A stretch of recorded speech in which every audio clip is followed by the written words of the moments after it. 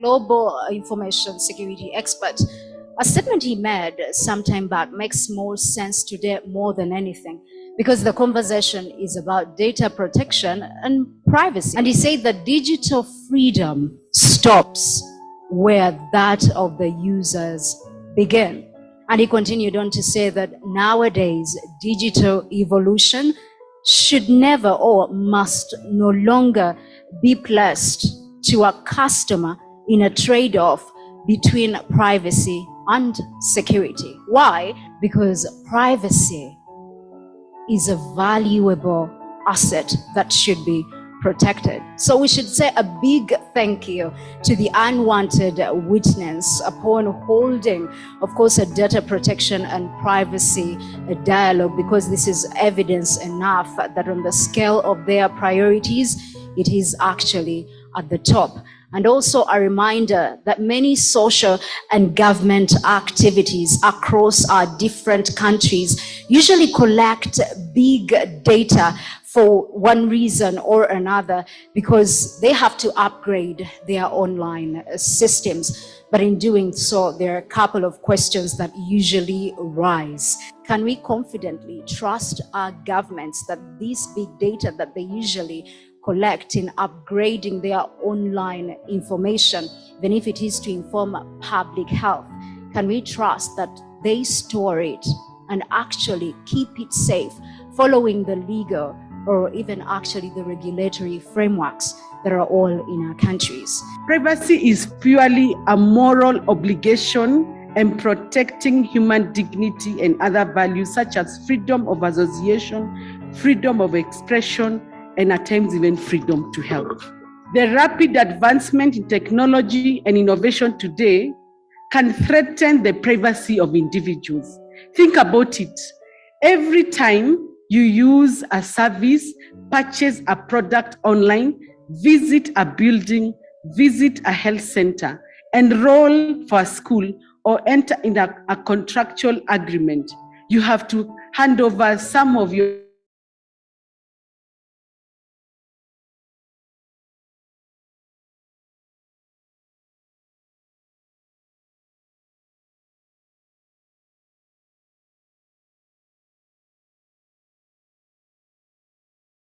and processing of personal data.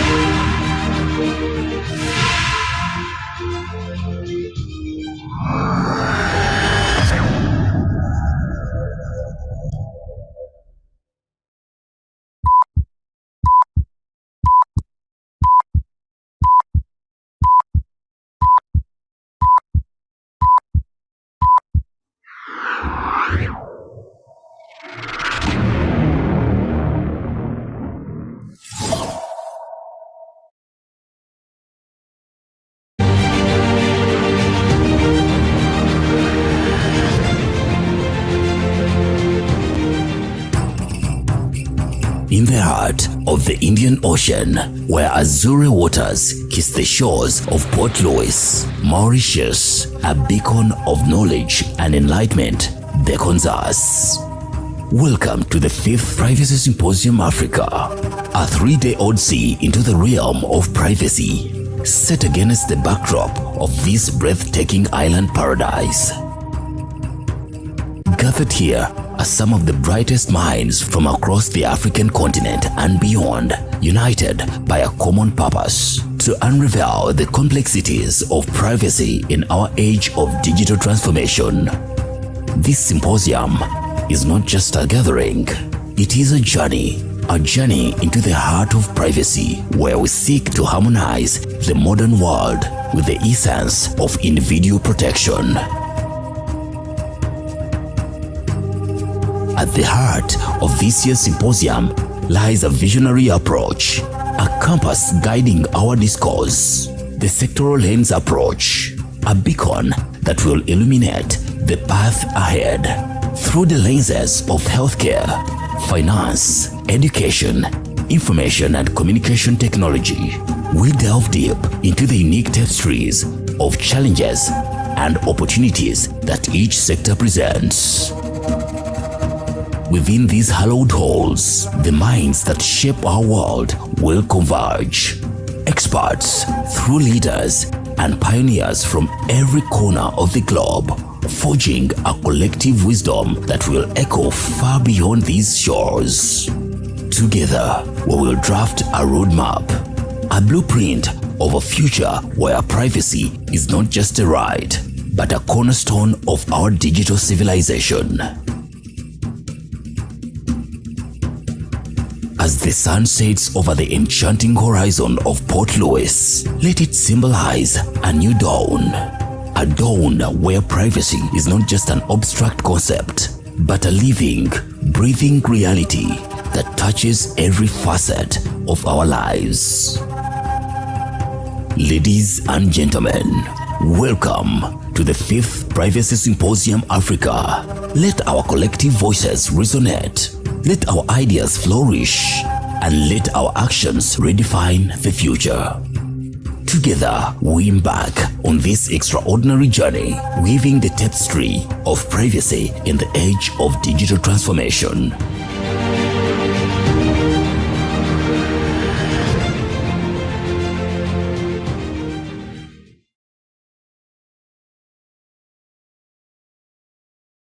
Greetings to everyone. I've been thinking in the rain, Jabulani. I've been holding hands with you, Jabulani. Jabulani. Do people sing and dance, Jabulani. There's always just a chance, Jabulani, for you to find romance, Jabulani. You've been dancing all night long, Jabulani. You have made us feel so strong, Jabulani.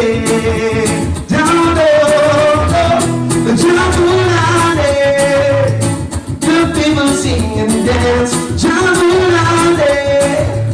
There's only just a chance, Jabulani, for you to find romance, Jabulani.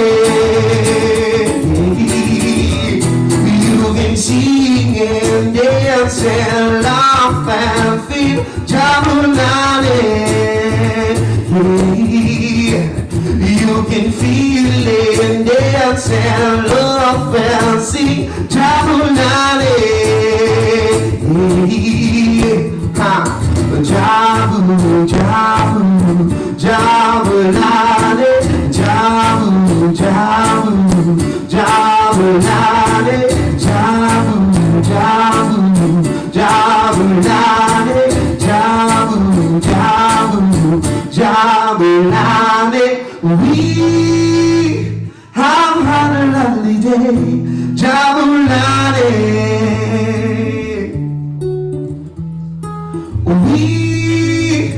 We wish to be this day, Jabulani.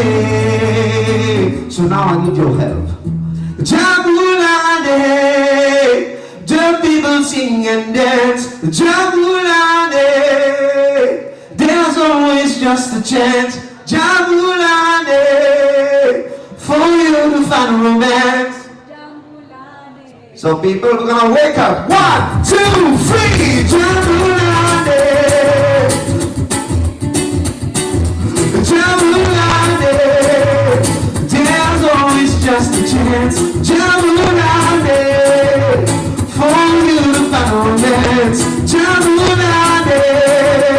So everybody wake up, say, hey, oh, oh, we got it, oh.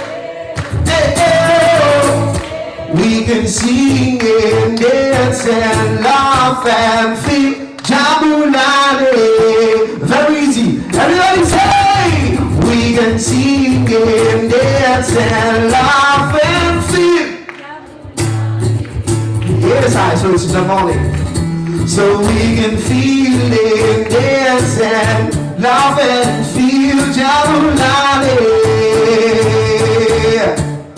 So we can feel and dance and laugh and feel Jabulani.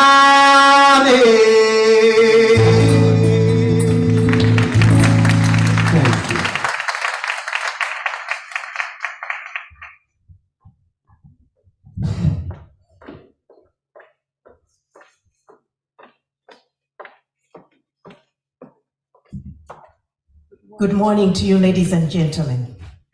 It is with warm pleasure and heart gratitude that I invite you to the unwanted 5th Privacy Symposium 2023. Without wasting time, shall we all arise for the anthems? Thank you.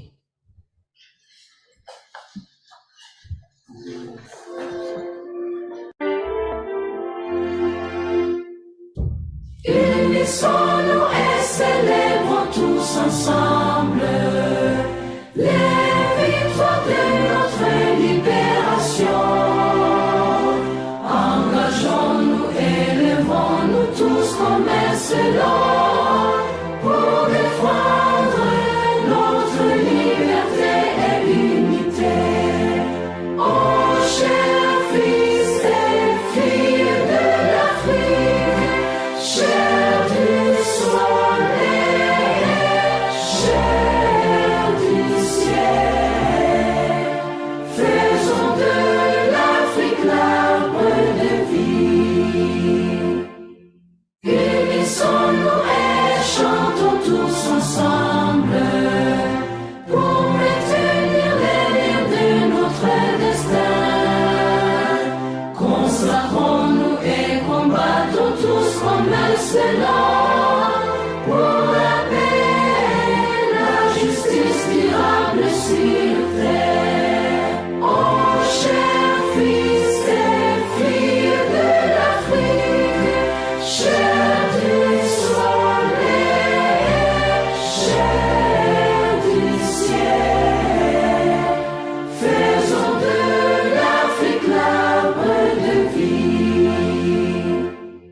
Unissons-nous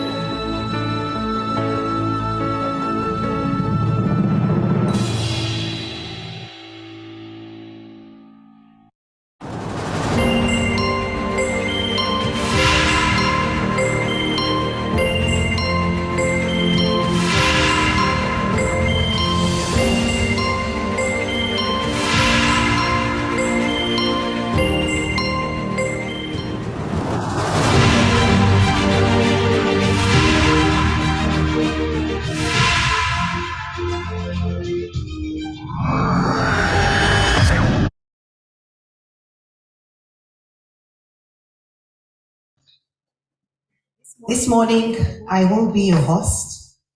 My name's Afrida Nalumansi Mugambe, and as part of our opening ceremony, we will be having some opening remarks. I wish to invite, and as our next speaker comes, I wish to invite the Executive Director, Unwanted Witness, who will in turn after invite the head of the Data Protection Office, Ms. Mada, and who will in turn usher us to the President's address. So without wasting further ado, I welcome you, Ms. Dorothy Mukasa, to make your opening remarks. Shall we give her a round of applause as she comes?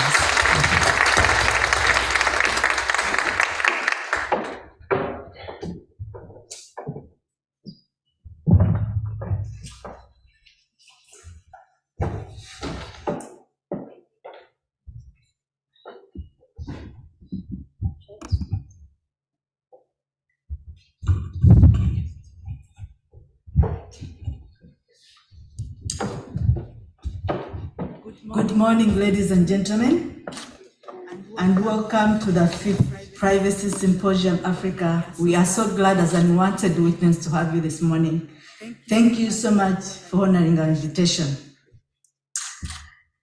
His Excellency, the President of the Republic of Mauritius, who will be joining us on video this morning, Honorable Data Protection Commissioner of Mauritius, esteemed speakers of the 3 days in Mauritius, distinguished members of the Privacy and Data Protection Community in Africa and beyond, ladies and gentlemen, on behalf of Unwanted Witness, I would like to extend our warm welcome to you all for being here for the 5th Privacy Symposium Africa.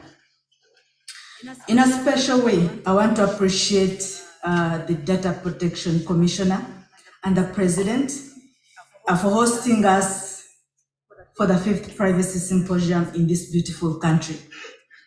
We are further grateful and acknowledge our esteemed partners, some of whom are part of this meeting, are present in this room. These include William and Flora Foundation, Privacy International, and the Open Society Foundation, who have for long believed in our mission and made us who we are to this day. Under the resounding theme of navigating privacy in the digital age, in the digital transformation, we convene today in recognition of the profound significance of safeguarding privacy rights in the ever-evolving digital landscape. This symposium embodies a collaborative, multi-stakeholder effort to address the intricate challenges that confront us all today. In its 5 years of its existence, the Privacy Symposium Africa has evolved into a dynamic platform, nurturing dialogue, fostering normative frameworks, and cultivating best practices. This collective endeavor is a testament to the indispensable role played by the diverse array of stakeholders in crafting a cohesive and effective data governance framework. While celebrating our achievements, it is imperative to acknowledge the substantial hurdles that persist today as we navigate technology and enjoying our various rights, including the right to privacy, freedom of expression, and all other fundamental human rights.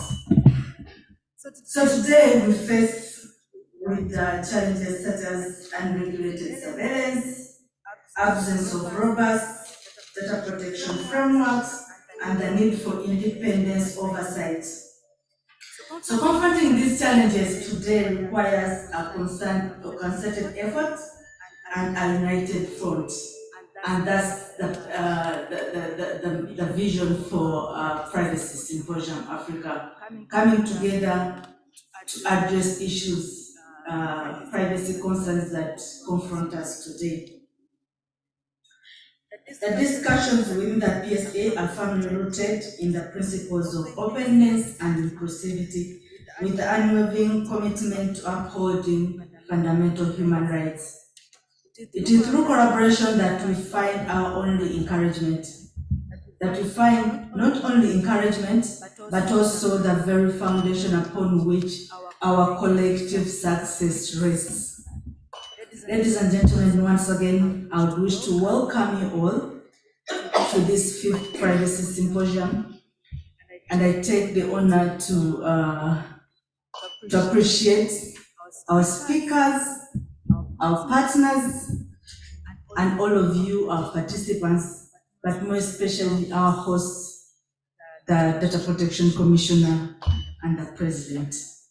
Thank you so much for listening to me, and I take the singular honor to welcome you, the Commissioner, to give your address. Thank you so much.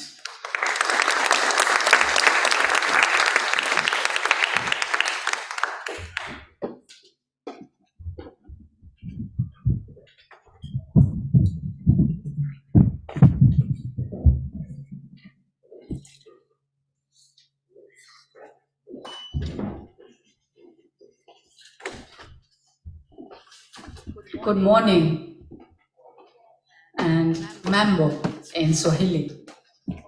Jambo lada. I love it. Thank you very much.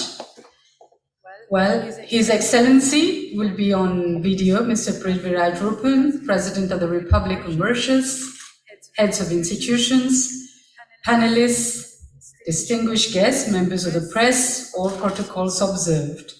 Good morning again, and a very warm greeting to each and every one of you. We appreciate your presence today. As you know, Mauritius has expanded its data protection landscape quite impressively over the years and stands at the forefront of technological innovation and protection of personal data in the African region. We consider the protection of personal data to be an item one cannot do without. It is indispensable in a world where using data is a vital precondition for economic growth, indeed, for the very survival of businesses. Data protection, privacy, and cybersecurity considerations are now on top of the agenda of corporate, national data protection oversight agencies, public sector, and all the sectors together. Many African countries have also enacted data protection legislations. The spirit underlying these laws is to protect the sacred human right to privacy of people. A number of new rights have been conferred to individuals under our Data Protection Act, which came into force in January 2018. For example, individuals are now in better control over their data. This legislation also places more responsibility on users to handle information correctly. Some countries in the region are well advanced in implementing their data protection landscape, while others are starting this journey. Distinguished participants, I would like to speak a little bit about some of the achievements of the Data Protection Office so far. The Office undertakes a panoply of compliance and enforcement activities to ensure an effective application of the Data Protection Act, as can be demonstrated by some statistics below. Around 15,644 controllers and 733 processes are registered with the office. A total revenue of around 11,741,500 rupees and 2,736,500 rupees were collected in 2021 and 2022 respectively for registration dues. More than 427 complaints have been registered for investigation. 73 decisions have been delivered by the Commissioner following investigation. 7 appeals were made against the decisions of the Commissioner, out of which 5 decisions have been upheld by the ICT Appeal Tribunal. 2 cases have been won at the Supreme Court of Mauritius by the Data Protection Office. Around 345 authorizations have been issued for data transfers outside Mauritius. More than 150 notifications of personal data breaches and around 19 data protection impact assessments have been analyzed. 6 requests for data protection certification have been received, and 1 private company in Mauritius has been certified by the office so far. Regular interventions are made by myself in press, interviews, conferences, seminars, and international online meetings. The office participates in numerous international privacy networks, such as the Association francophone des autorités de protection des données personnelles, Global Privacy Enforcement Network, Commonwealth Network, Global Privacy Assembly, Council of Europe, United Nations, OECD, amongst others. The Data Protection Office has implemented a new system, fully digitalized, eDPO, which is an integrated system that enables controllers and processors to do their registration online on the website of the Data Protection Office, including other online activities, such as, I will follow that, the e-service is available 24 hours 7 and provides for online registration and renewal of controllers and processors with e-payment facility, online search of registered controllers and processors, online lodging of complaints and submission of forms, personal data breach notification form, data protection impact assessment form, transfer of data form, certification form, compliance audit form. Ladies and gentlemen, many organizations in Mauritius can now claim to better understand their responsibilities and continuously endeavor to improve their mode of operations by putting privacy and protection of individuals' information at the forefront of their business activities. Organizations have had the opportunity to assess and review their processes and also perform a greater scrutiny on the information they collect, use it for, share it with, and to question themselves on whether they actually need all the data that they collect and process.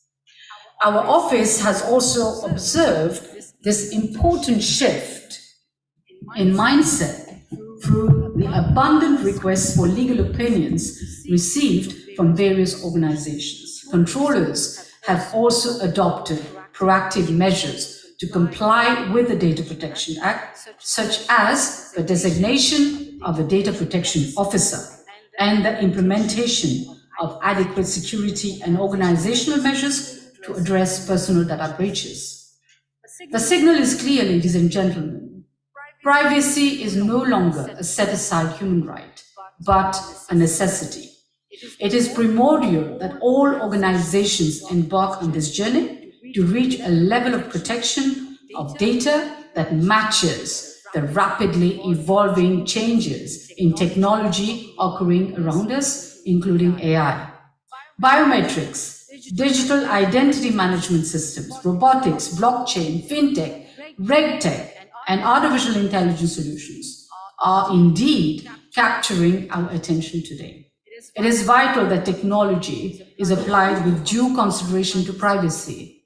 They rhyme together, technology and privacy. An ethical approach must therefore be adopted to safeguard the values and rights which are at stake for individuals. The concepts of privacy by design and privacy by default have become a prerequisite for business continuity. Ladies and gentlemen, allow me to conclude with these lines.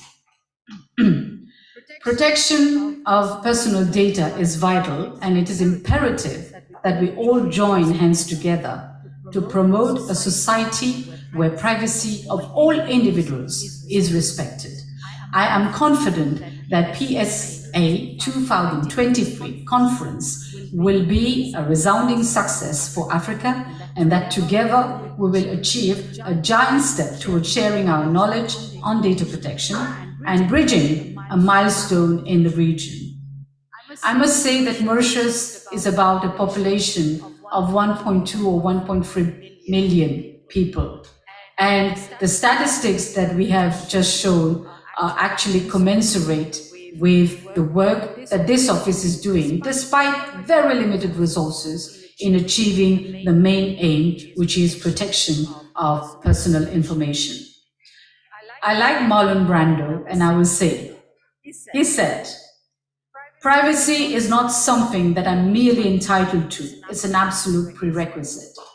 All right? And with these words, ladies and gentlemen, let us work together towards safeguarding our privacy as well as the privacy of others. I wish you all a pleasant welcome to the launch of the 5th Privacy Symposium for Africa in Mauritius. Thanking you for your esteemed attention. And now I will also invite you to hear Our Excellency Mr. Prithviraj Rupan's message on video. Thank you very much.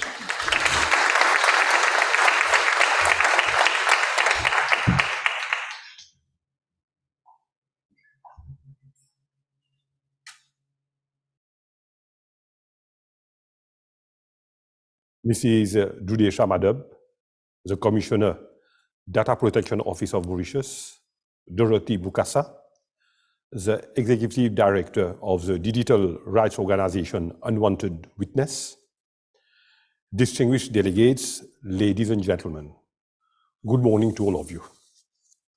It is an immense pleasure for me to be addressing you for the opening ceremony of the 5th Privacy Symposium Africa, on the invitation of the Data Protection Office of Mauritius and Unwanted Witness, leading human rights organization based in Uganda. At the very outset, I extend a very warm welcome to all of you, especially to delegates and experts from the African continent and beyond. Ladies and gentlemen, this symposium on the theme, Navigating Privacy in the Age of Digital Transformation, explores the latest developments in privacy and data protection across various sectors: education, media, law, healthcare, and finance, among others. This is an exceptional opportunity for stakeholders in the privacy and data protection field to come together, network, brainstorm, share insights, and learn from each other on the most recent trends and challenges facing this most fundamental sector.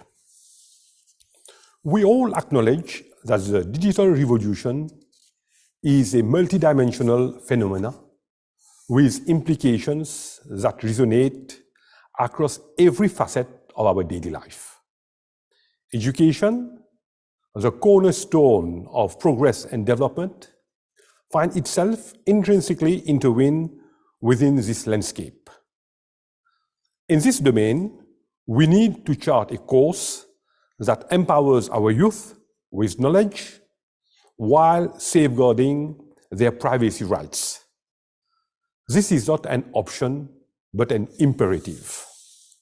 Media, as the fourth estate, plays a pivotal role in shaping public discourse and opinion. It is essential that we strike a harmonious balance between freedom of expression and access to information on one side, and the preservation of privacy on the other. I hope that your deliberations will help to contribute to a media landscape that is both dynamic and respectful of individual liberties.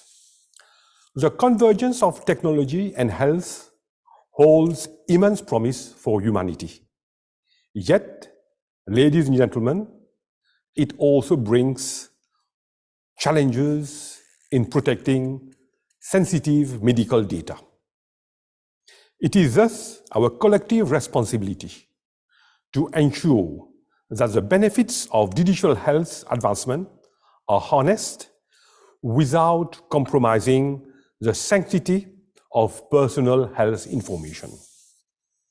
In the realm of law, it is imperative that our legal system adapts to the digital age. We need to ensure that legal frameworks not only keep pace with technological advancements, but also serve as a bulwark for individual privacy rights. Information technology, the engine that propels us into the future, requires a vigilant approach to data protection. As we leverage technology for innovation and progress, it is paramount that we do so in a manner that respects the privacy and dignity of every individual. Trust and accountability, ladies and gentlemen, in the data collection ecosystem are central to the concept of data governance.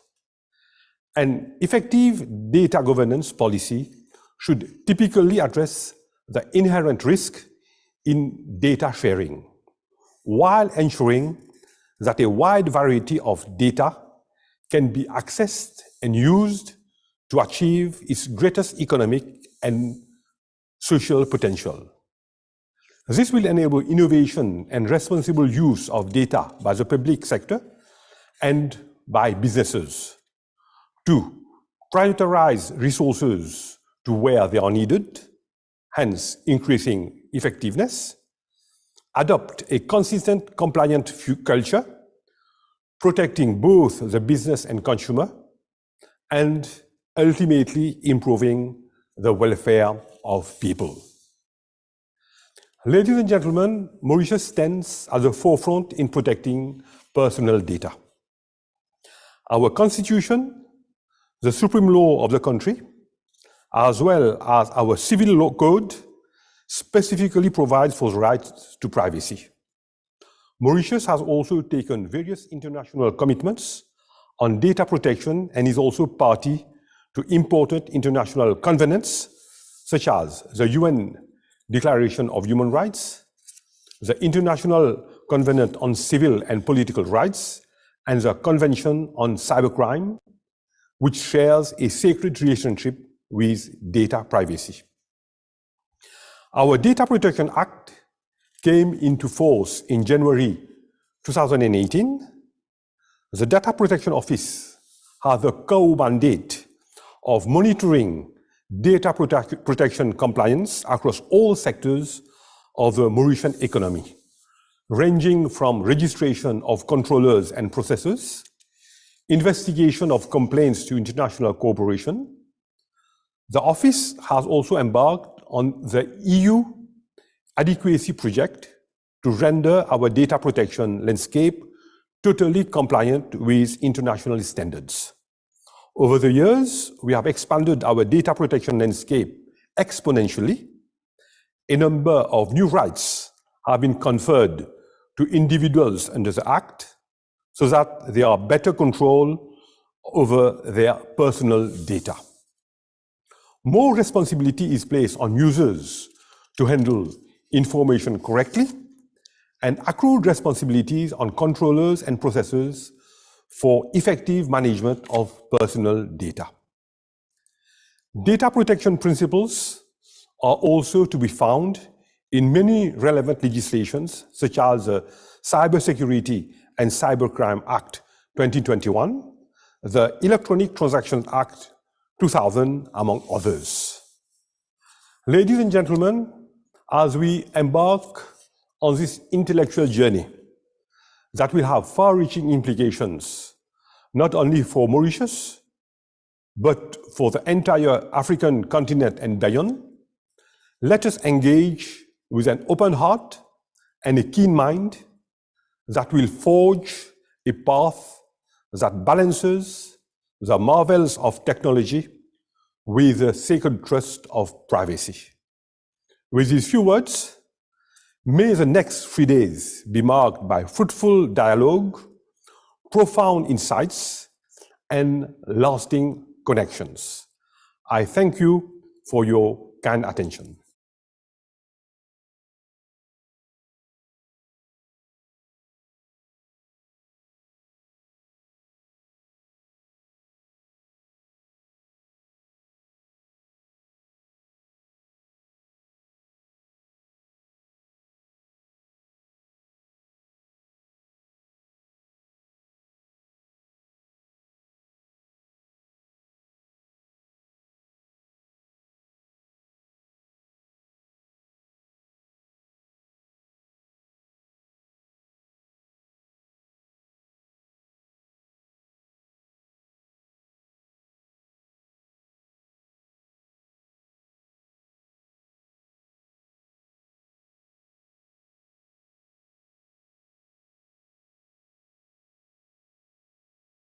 Us to receive highlights of the 4th Privacy Symposium Africa 2022. Thank you.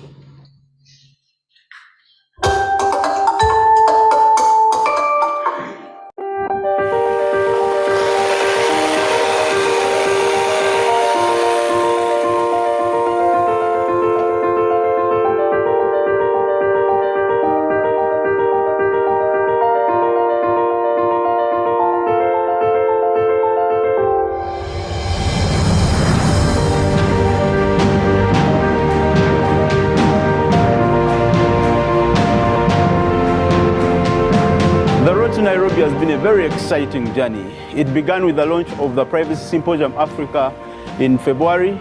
We had the first regional engagement of the Southern African countries.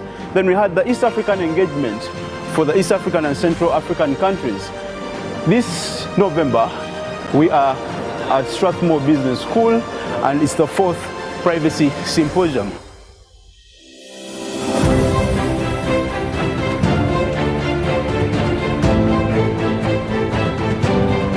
We are here today for the 4th annual Privacy Symposium Africa, which is an unwanted witness event, and this year is being hosted in Nairobi, Kenya at Strathmore University by SIPIT.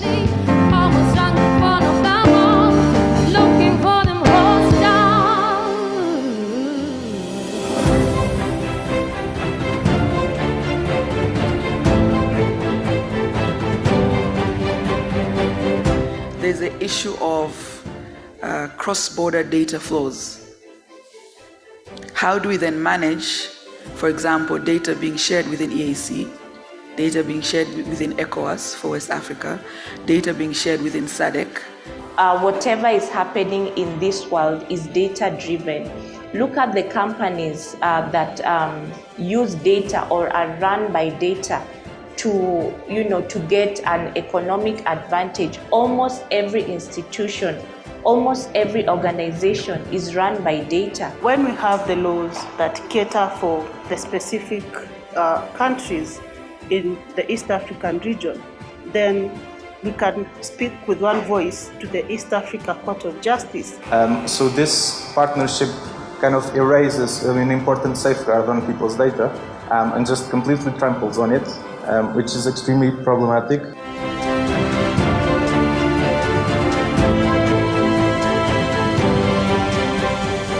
Having unconditional, I suppose, data localization requirements enables and facilitates economic growth, which, in my view, from a human rights perspective, improves the livelihoods. And I think it's an important point just to carry on remembering. In terms of informed consent, within the privacy policy, what we're looking at is how do they get your consent when you're giving this information? How are you able to opt in and also opt out of this said consent, or is it just standard? Or are you even aware that you're supposed to consent to giving your data? We thus commit to extend PSA as a platform to different countries in Africa.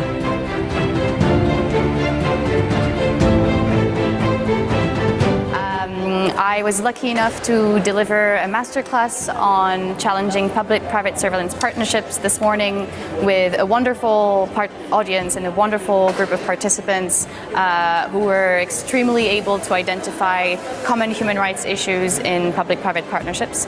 What I liked most was the expertise of the people who are on the panels. I also liked the keynotes.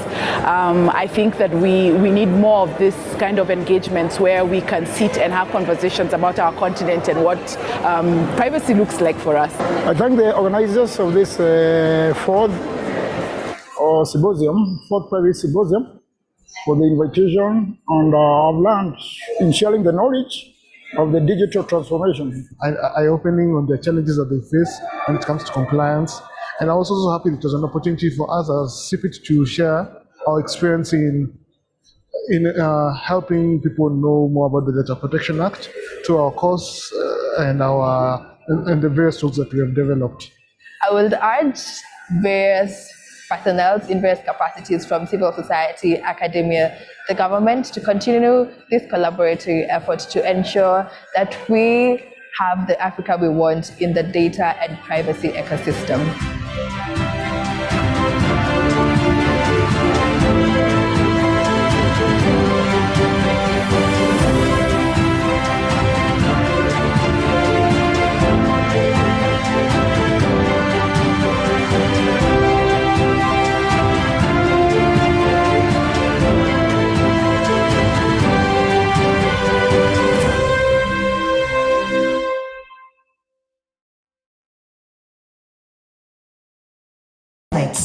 Of last year's symposium.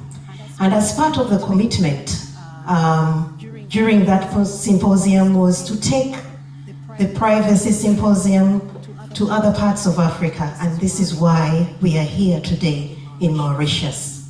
I think that one we deserve a hand of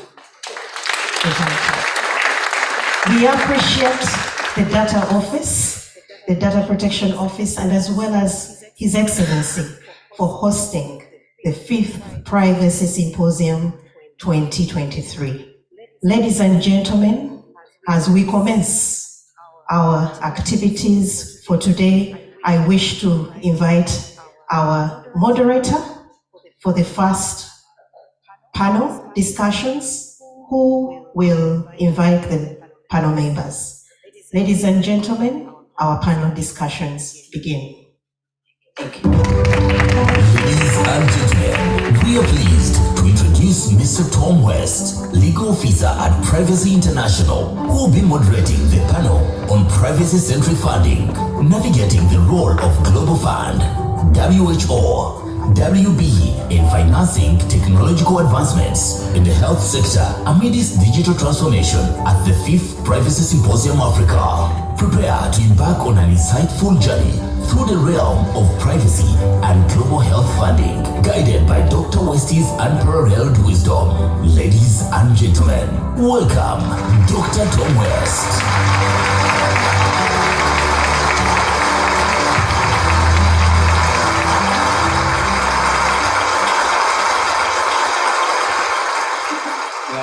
Good morning, everyone. So great to see you all. Thank you for coming. Thank you for coming to this symposium. And of course, huge thank you to the organizers of this event too. A few of us had the chance to meet them yesterday and really to feel the enthusiasm for the event. It was so wonderful. And I hope we can bring all that over the next few days. And thank you, of course, too, to those who helped build this wonderful stage. It is wonderful to be here. So let's get going then with our first panel of this symposium, which is on health. So some of you, it was wonderful to join our workshop we had this morning at the very start of the symposium. We had some excellent discussions, really, and touching on, as we've already heard, how privacy, it is not a standalone right. It comes connected to so many issues, and health in particular, and I'm sure we will continue some of those themes. So have you heard, I'm Tom West. I joined Privacy International just early this year. So I'm new to the sector, actually. So I'm really looking forward to meeting many of you over the next few days and making new friends and new colleagues with you. So let me introduce our 5 speakers. We have 3 joining us in person and 2 online. So please, to join the stage, first we have Olendo Obondo. Please, Olendo. Olendo is from the Kenya Ethical and Legal Issues Network on HIV and AIDS, KLIN for short. Olendo is a human rights lawyer. She works as a program officer with KLIN, has a passion for digital rights, and is currently working with the Digital Health Rights Project Consortium, which is a multi-country project which focuses on human rights in the digital age. Secondly, we have Barun Murad. Please, Barun. Barun is the Chief Privacy Officer and DPO of the EOC. For those who don't know, that is the healthcare system of South Switzerland. Barun has a diverse background in business, data science engineering, and law. And his core expertise lies at that intersection of legal and technological aspects of healthcare, which is so crucial today, of course. And lastly, my colleague, Sarah Sims. Sarah is a policy officer at Privacy International, where, amongst other things, she leads our health project. In her life before Privacy International, Sarah engaged with UN human rights mechanisms on issues such as disability and gender, and in particular violence against women and girls and access to reproductive rights. And I'm sure we'll hear more about that today. And then, not in the room, but joining us remotely, we have two last esteemed panelists. We have Taijas Tamrat. Taijas is a scientist at the World Health Organization. Her work focuses on the use of digital technologies to improve health systems and support sexual and reproductive health. She's worked on the design and impact of digital tools, as well as the development of key WHO resources on digital health. And last, but of course not least, Karen Heckenleitner-Schacht, who works at the UN on the mandate of the Special Rapporteur on the Right to Health, who of course earlier this year in April published a report, Digital Innovation, Technologies and the Right to Health. Karen has previously worked for the Office of the High Commissioner of Human Rights in Panama, Nicaragua and Bolivia, as well as supporting the Special Rapporteurs on violence against women and on racism. So we have just about an hour. I think I've already spoken long enough. Each panelist will have some minutes to make some opening remarks, and after that we will have some time to take questions from the floor, and we really want to hear from you. So please do ask questions. So without further ado, I pass over to our first speaker, who is online. Do we have the online speakers? And we'll go to Taijas first, please. Great, thank you so much. It's really an honor to be on the panel, and apologies that we can't join you in person in Mauritius. But thank you again for we have the online speakers? Are you able to hear me? Okay, maybe we'll start with the speakers in the room, then, if that's okay. So we'll go perhaps to Olendo first.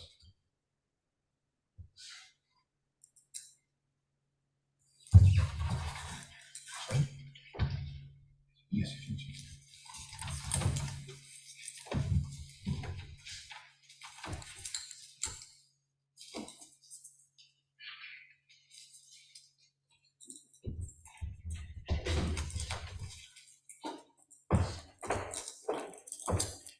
Thank you again for the opportunity to be on this panel. I'm not sure if you're able to hear me.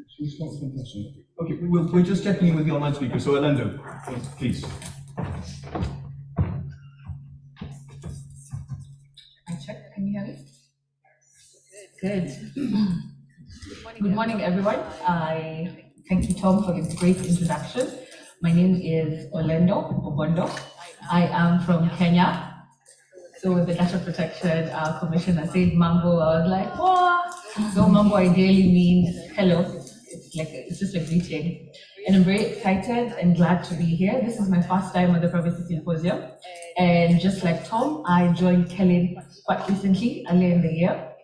I am a human rights lawyer, and I, through KLIN, in collaboration with Privacy International, work within the Digital Health Rights Project Consortium. And the consortium ideally is conducting a research currently in 4 countries, Vietnam, Colombia, Ghana, and Kenya. And I am the implementing officer for the project in Kenya. And I will get straight into, so I will put my presentation like this. The first bit, I will talk about ideally what our work is in Kenya. And then I will talk about pressing concerning issues of privacy in the context of Africa, and also from a Kenyan perspective. Yeah.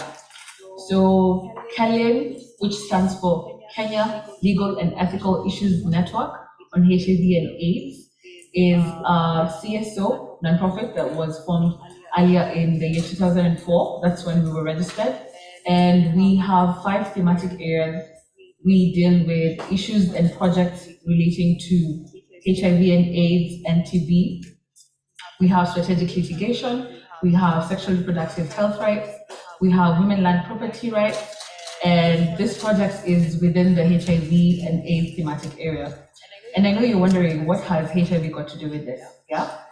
So within the context of the project, we are daily addressing digital health rights issues within the context of Kenya and Africa, generally with the focus on Ghana and Kenya for the African continent. And I will get straight into what our work looks like within the consortium and generally at KELIN. So we have,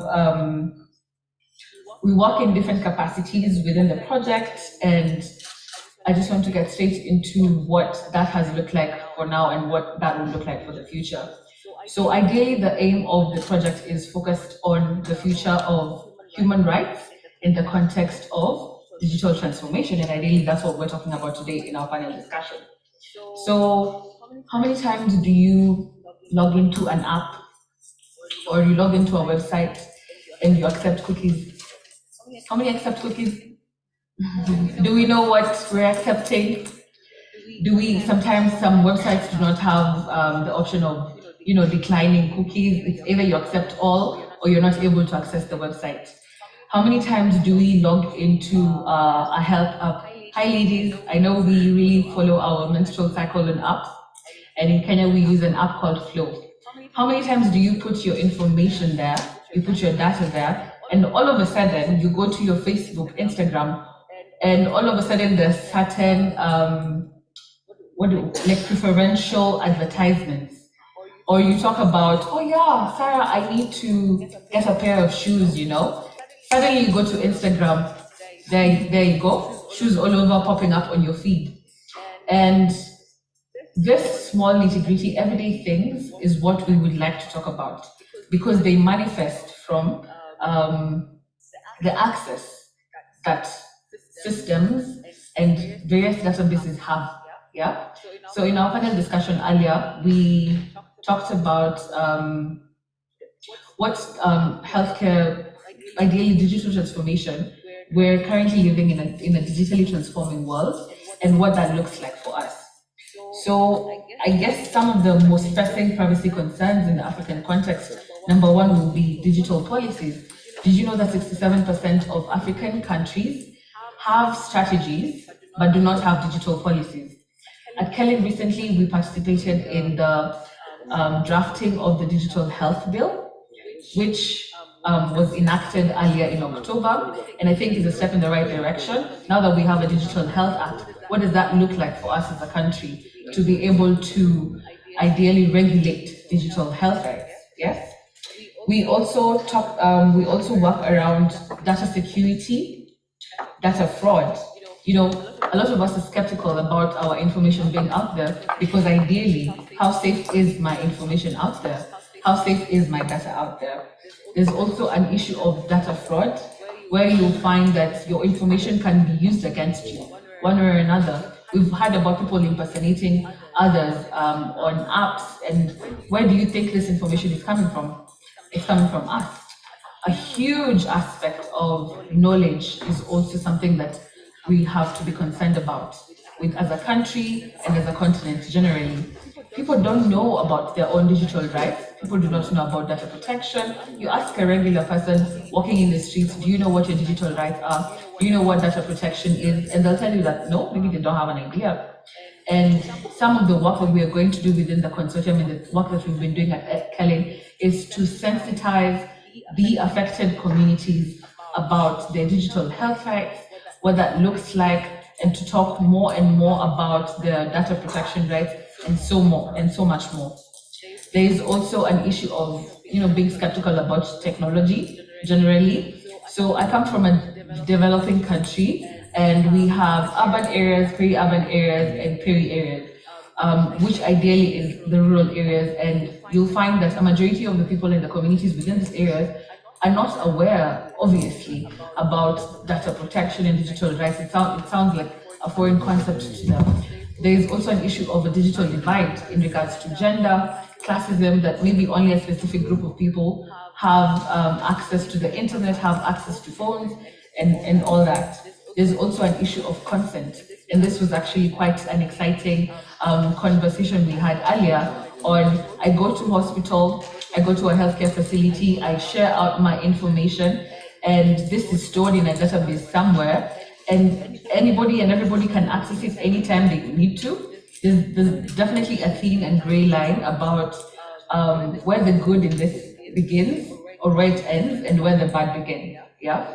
And this was a discussion we were talking about on we need to have more of these conversations and have the right people and stakeholders in the room to be able to understand the different perspectives. Because I'm sure from a healthcare perspective, it will be, yeah, it's important for me to have your information, your history, your medical history.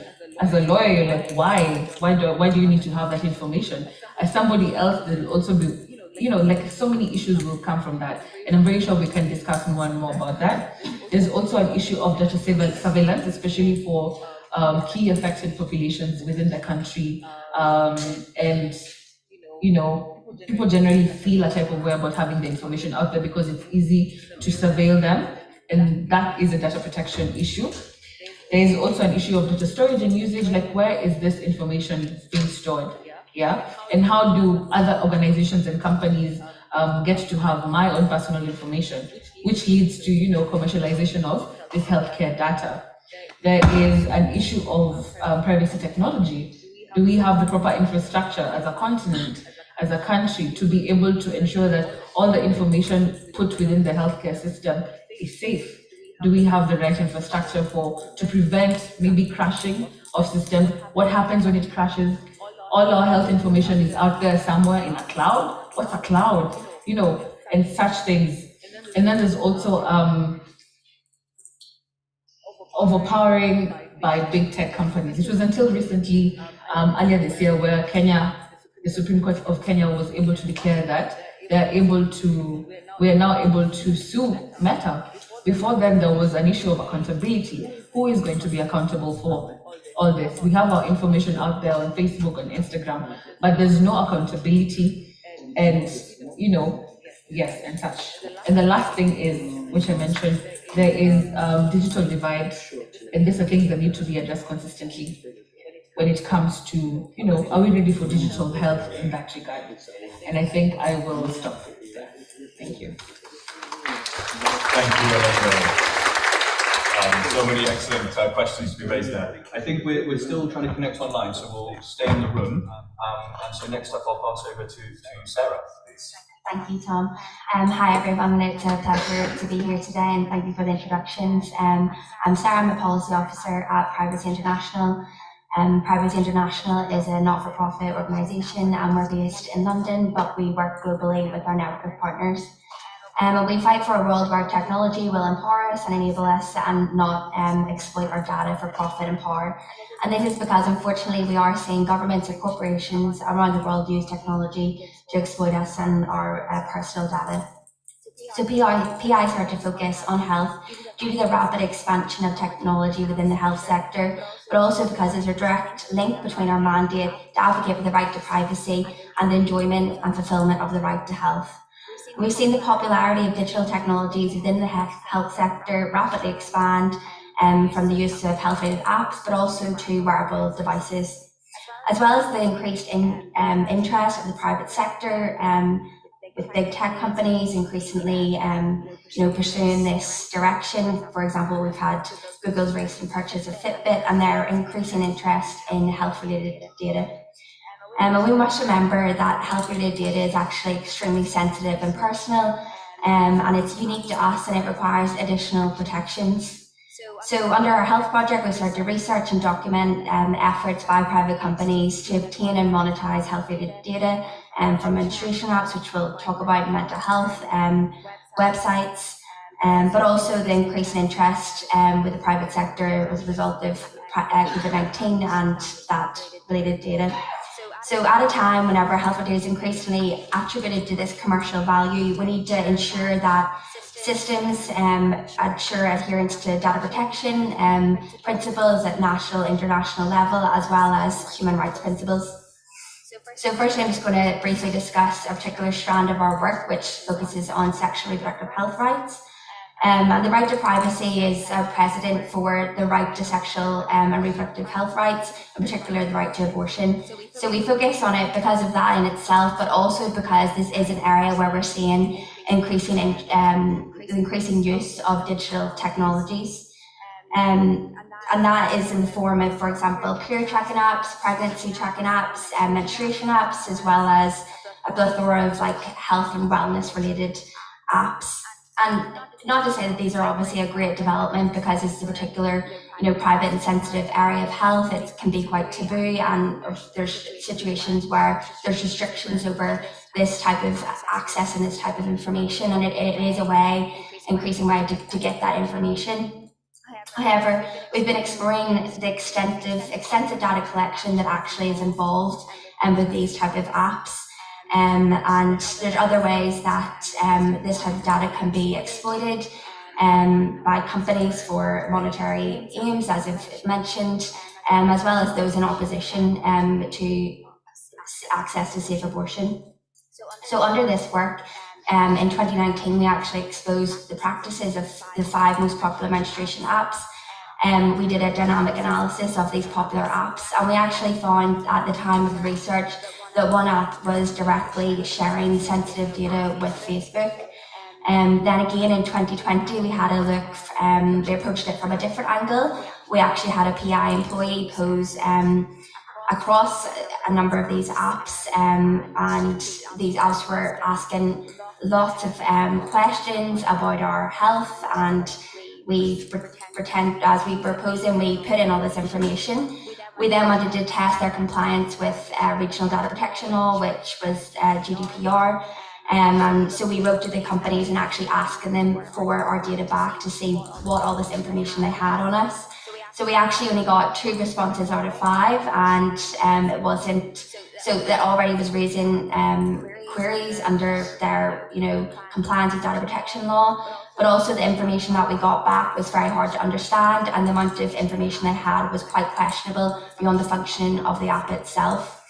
And another area beyond the actual apps is this data that we're inputting into these apps, and how it can be used in areas where access to safe abortion is restricted or criminalised. And an increasing concern that we're seeing is law enforcement access to this data. We've increasingly seen this in the US after the overturning of Roe v. Wade. But also even recently, we've seen it in the UK. It's been exposed that law enforcement are getting access to this data in cases, in criminal cases regarding abortion. Then another area under our health project that we've looked at is also mental health, which is again an extremely personal aspect of health, a lot of stigma. So we go online to seek this information as we think that we have privacy here, but actually one of our research looked at the most popular health apps or websites in France, Germany and the UK. And we analysed 136 mental health websites, and we actually found that just under 98% of these web pages actually had a third-party element, so they were 98% were actually sharing data, and this involved actual, mental health depression tests, and the results were actually even being shared. And of course, the motivation behind this is for advertising and marketing purposes. And the findings across both things, they raise serious concerns about the compliance with data protection and privacy laws. And I'll just conclude there in that, it's quite clear that these technologies in the health sector need to take a privacy by design approach. And the companies and governments must ensure that these digital technologies are built with people's human rights considered and protected. Thank you. Thank you, Sarah. Really great to have a reminder of just how sensitive health-related data is, especially in a world where we can become sometimes perhaps desensitized just to how much of our data is just a regular part of our lives. I think we're staying in the room for now, so please, Varun, over to you. Yes, good morning, everyone. I'm Varun Rad. I actually have a background in engineering, data science engineering, and then I specialize in law. So I kind of cover both realms. If you want to think of privacy by design, well, that's what I introduce. And I'm the chief privacy officer of one of the largest healthcare systems in the south of Switzerland. We manage 8 hospitals.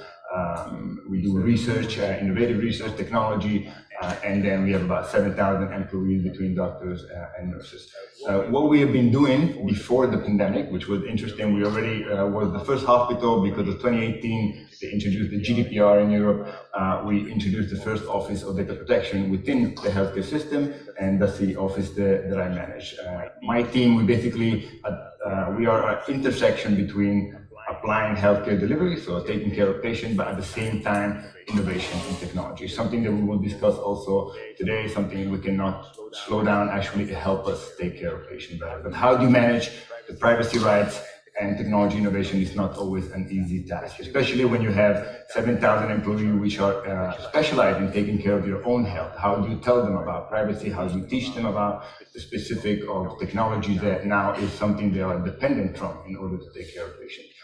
We have this initiative within our healthcare system, and then myself also, I am within an organization in Switzerland, which is the National Cybersecurity Office of Switzerland. They have subcommission.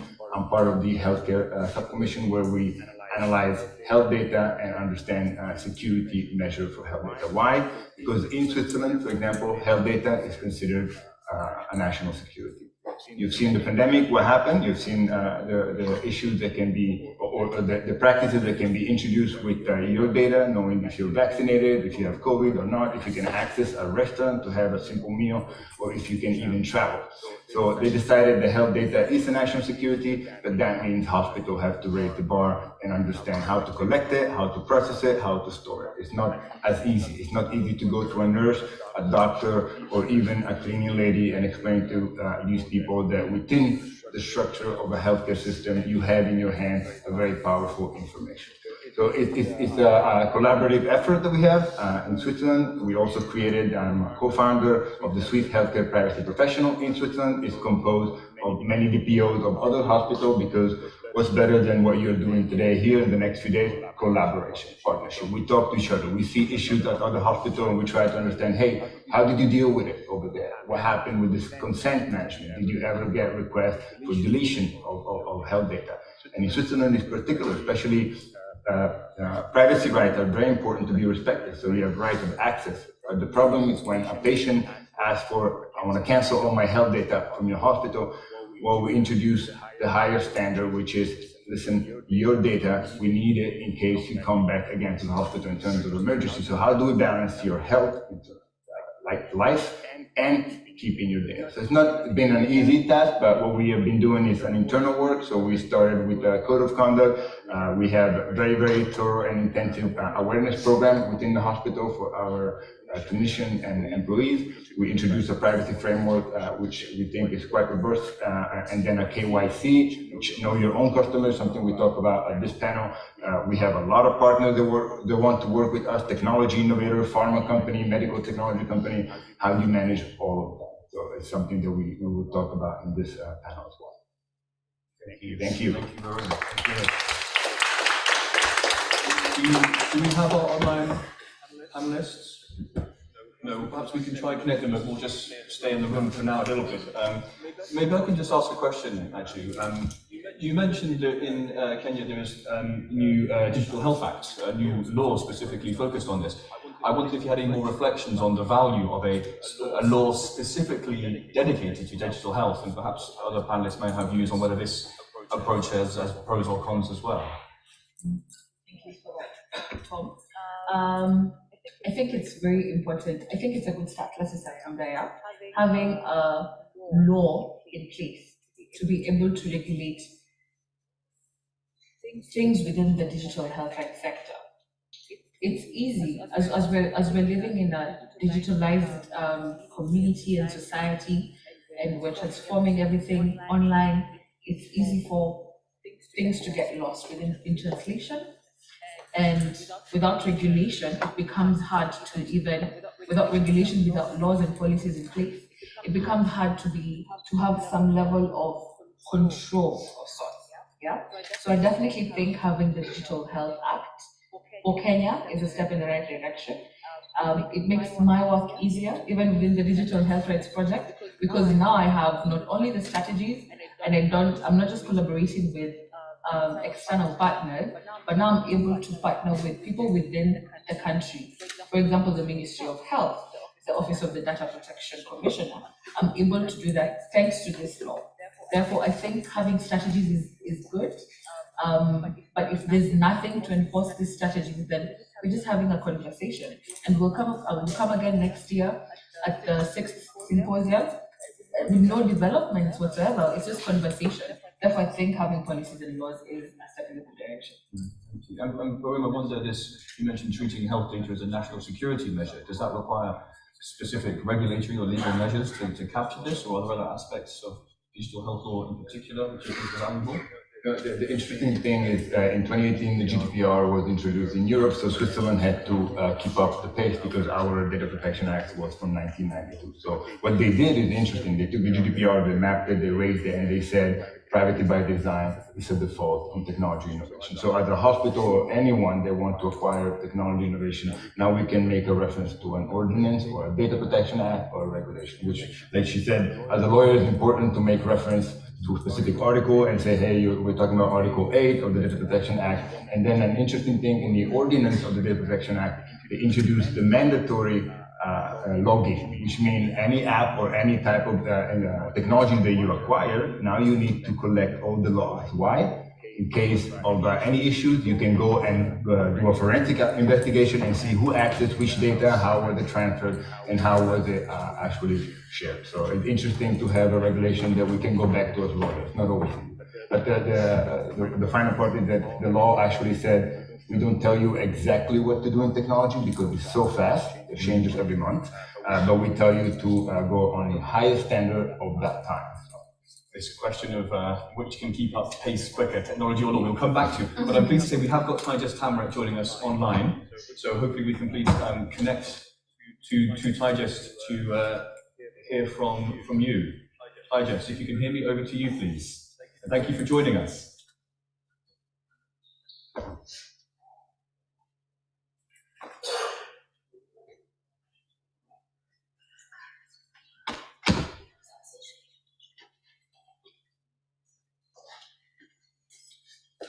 We can see Karen now on the screen, but Taijas, are you there? Hello.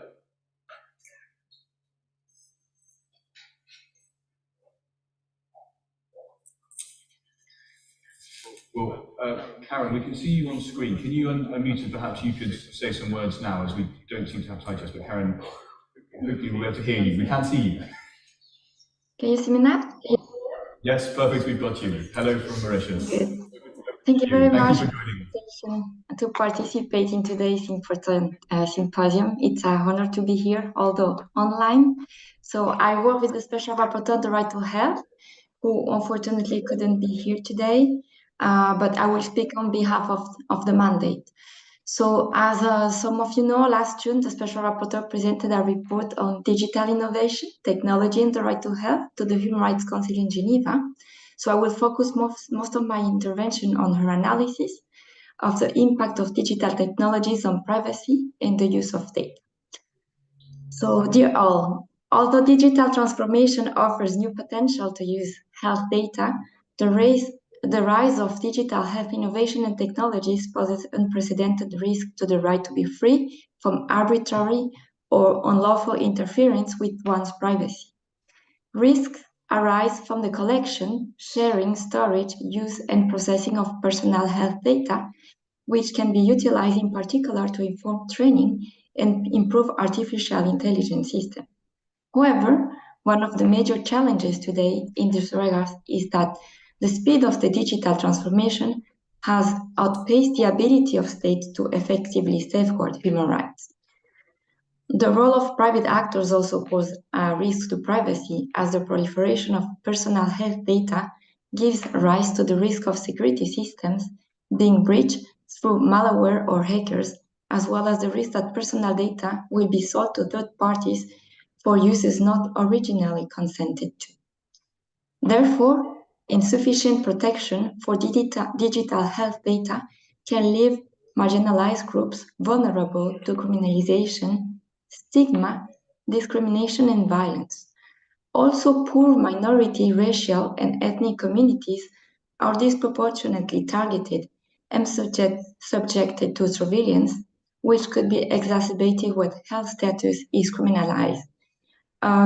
There is also cases mentioned before in cases of abortion when this can be a problem, as well as when sexual orientation is criminalized. We have an international human rights law framework that protects the right to health, for example, Article 12 of the International Covenant on Economic, Social, and Cultural Rights. And there is also the protection of the right to privacy through Article 17 of the International Covenant on Civil and Political Rights. There are also other standards, for example, the Human Rights Committee General Comment number 16, that stresses the need for states to ensure that information concerning a person's private life does not reach the hands of persons who are not authorized by law to receive, process, and use it, and is never used for purposes incompatible with the covenant. There is also what we call the guiding principles on business and human rights, which state businesses' responsibilities. And at the Human Rights Council in Geneva, there have been a number of resolutions related to privacy that have been also adopted. But ultimately, states are the ones negotiating and finally adopting international instruments. And sometimes their adoption can take time, in particular if we compare with the rapidity of the technological advancements. So we also need to bear in mind that non-state actors, mostly private companies, are also involved and might have different priorities than the protection of human rights.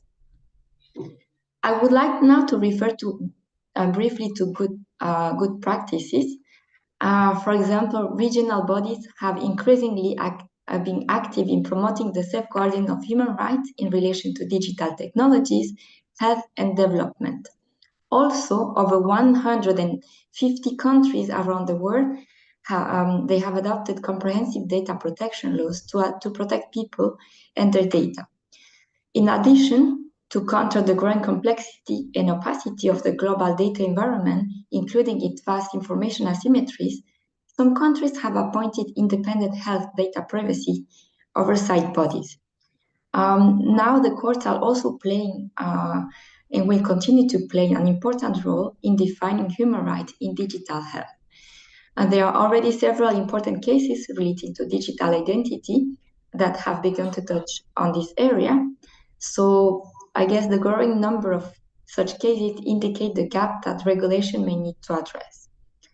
In the meantime, I'd like to briefly also explain what UN human rights mechanism can do. I will give 3 brief examples.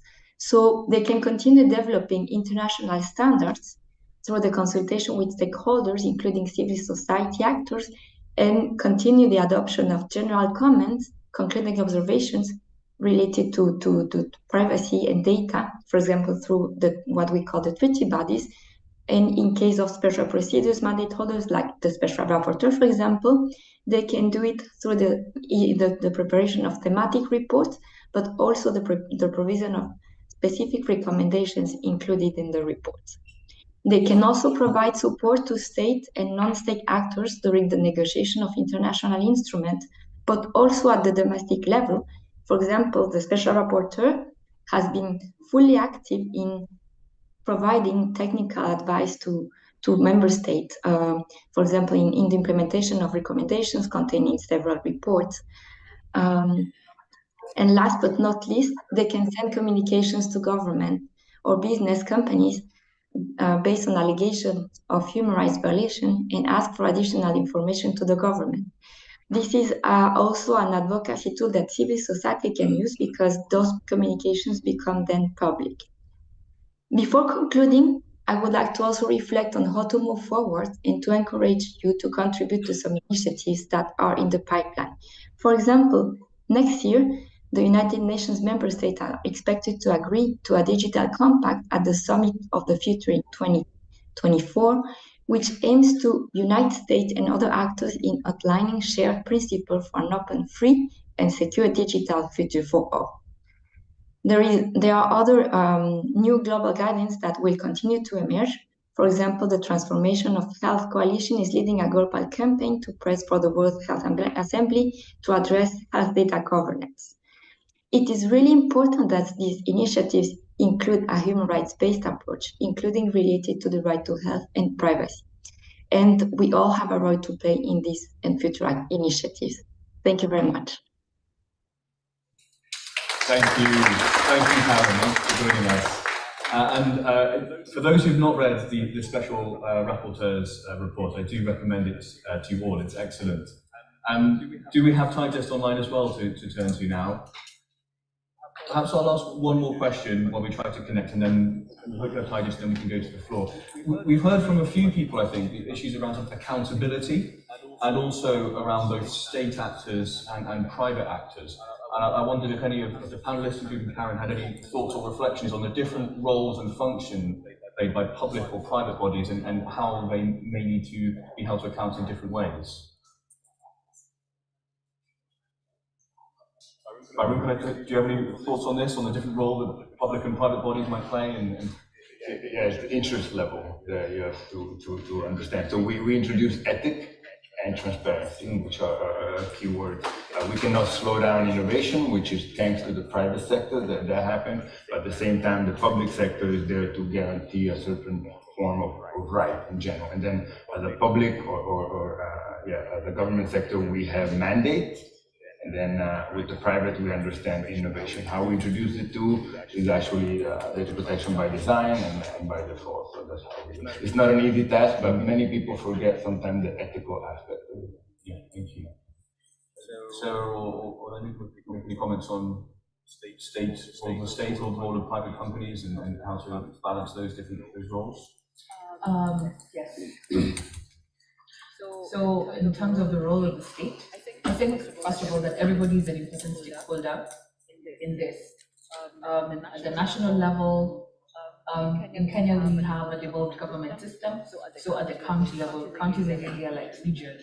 And every person, down to who you are as a person, even yourself, play a critical role in this. And I think it's important for Kenya, especially now that we have the Digital Health Act, which will come in to regulate everybody, regardless of whichever sector you're in.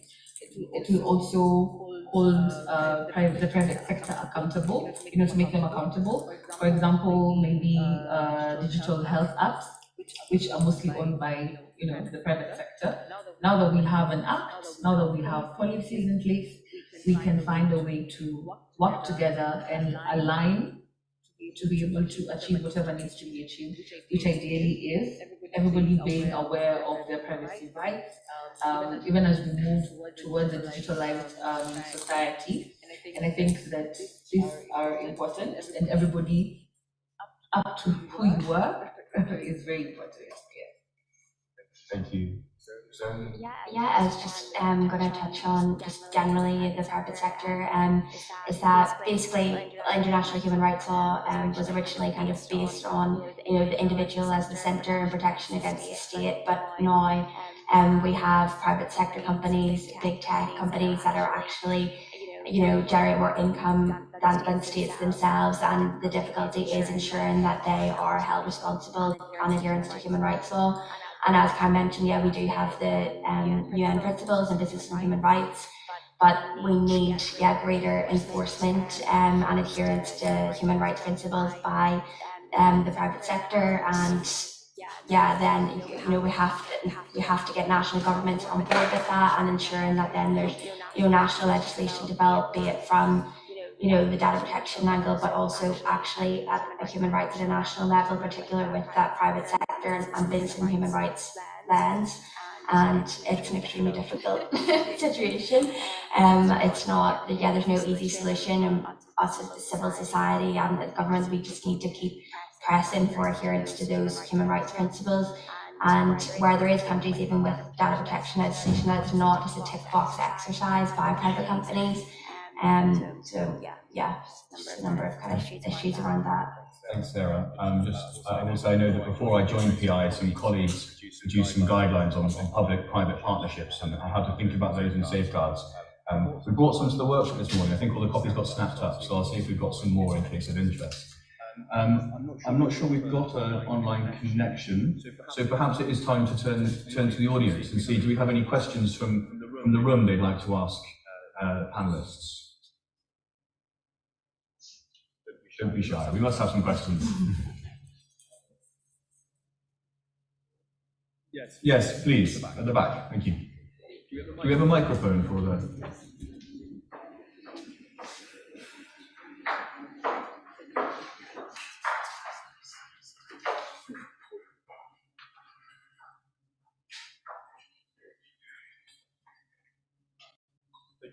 Thank you very much for the great presentations. I have a question on the mitigation strategies you are putting in place. We know that health facilities are now more and more targeted by ransomwares and so on. The data breach is not only by third-party advertisement and so on, and when it comes to health, it's about life.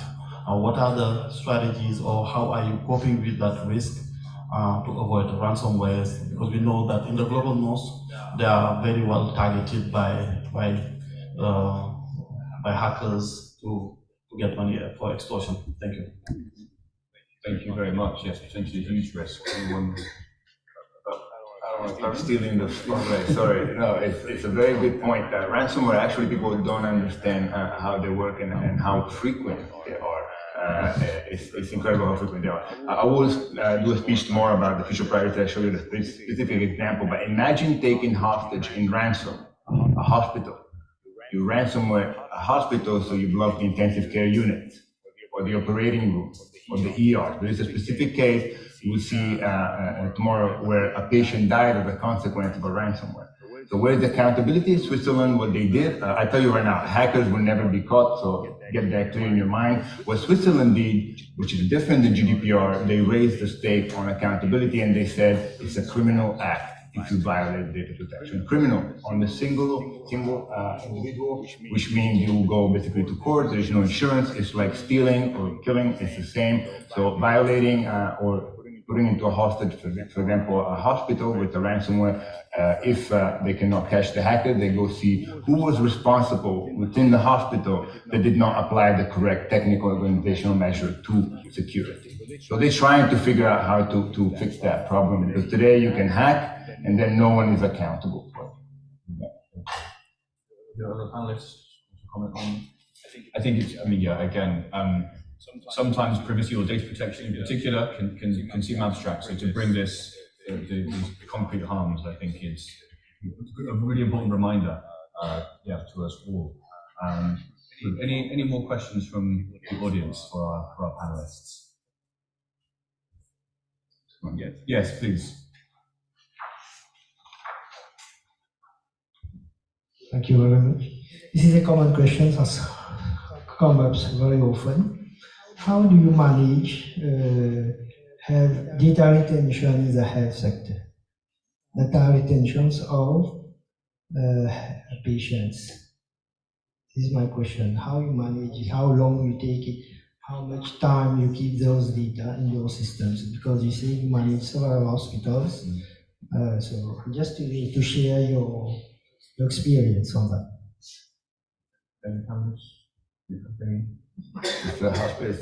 Yeah, sorry again, it's me again. No, good question. Thank you so much for storage, in terms of storage limitation, archiving.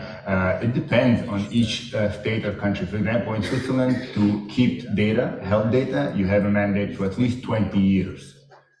So that's where I said before, if a patient said, hey, I want you to delete my data, the 20 years have to be passed before you can actually delete it. Why is this? And I'm telling you, it's going to go from 20 to 50 and eventually to forever, because your health data is as long as you're alive. We need to have access to it as a doctor in case we need to understand your clinical state. So in Switzerland, it goes by regulation. State level, we have 20 years. Administrative data is about 10 to 14 years, but health data is at least 20 years to be archived. Can I just on that? So in terms of what best practice is there? Is there a tension between what's best for health and what's best for privacy there, do you think? Or can that actually be resolved relatively easily? Tom, that's a great question, because how do you balance privacy, human rights, right, and health? In Switzerland, the higher form of health, so security, is higher. It's a higher level than the human right to privacy. They say when it comes to health, especially in emergency and in urgent situation, Data Protection Act does not apply at all. You go in emergency room, operating room, and intensive care unit, there is no data protection or human right, because you have the right to be alive. So the first thing is emergency will keep you alive. But it's not an easy task to say, well, I need your data from 20 years ago. Why? And a doctor will always argue with you, and also sometimes rightfully so, saying, how do I know that your hip replacement from 15 years ago is not relevant to today because you had a fall and you had a neurological issue? So you hit your head and that was due to... So they argue with you in this. And then we cannot do what? Purpose limitation and data minimization. If you want to keep it, you can keep it forever, the data, but take away the information from the patient. So we apply the best standard of saying anonymize, or in healthcare, pseudonymized. Thank you. Did you say you have two questions? So was there? Anyone else in the room wish to pose a question to our panel? Yes, we have some in the middle here.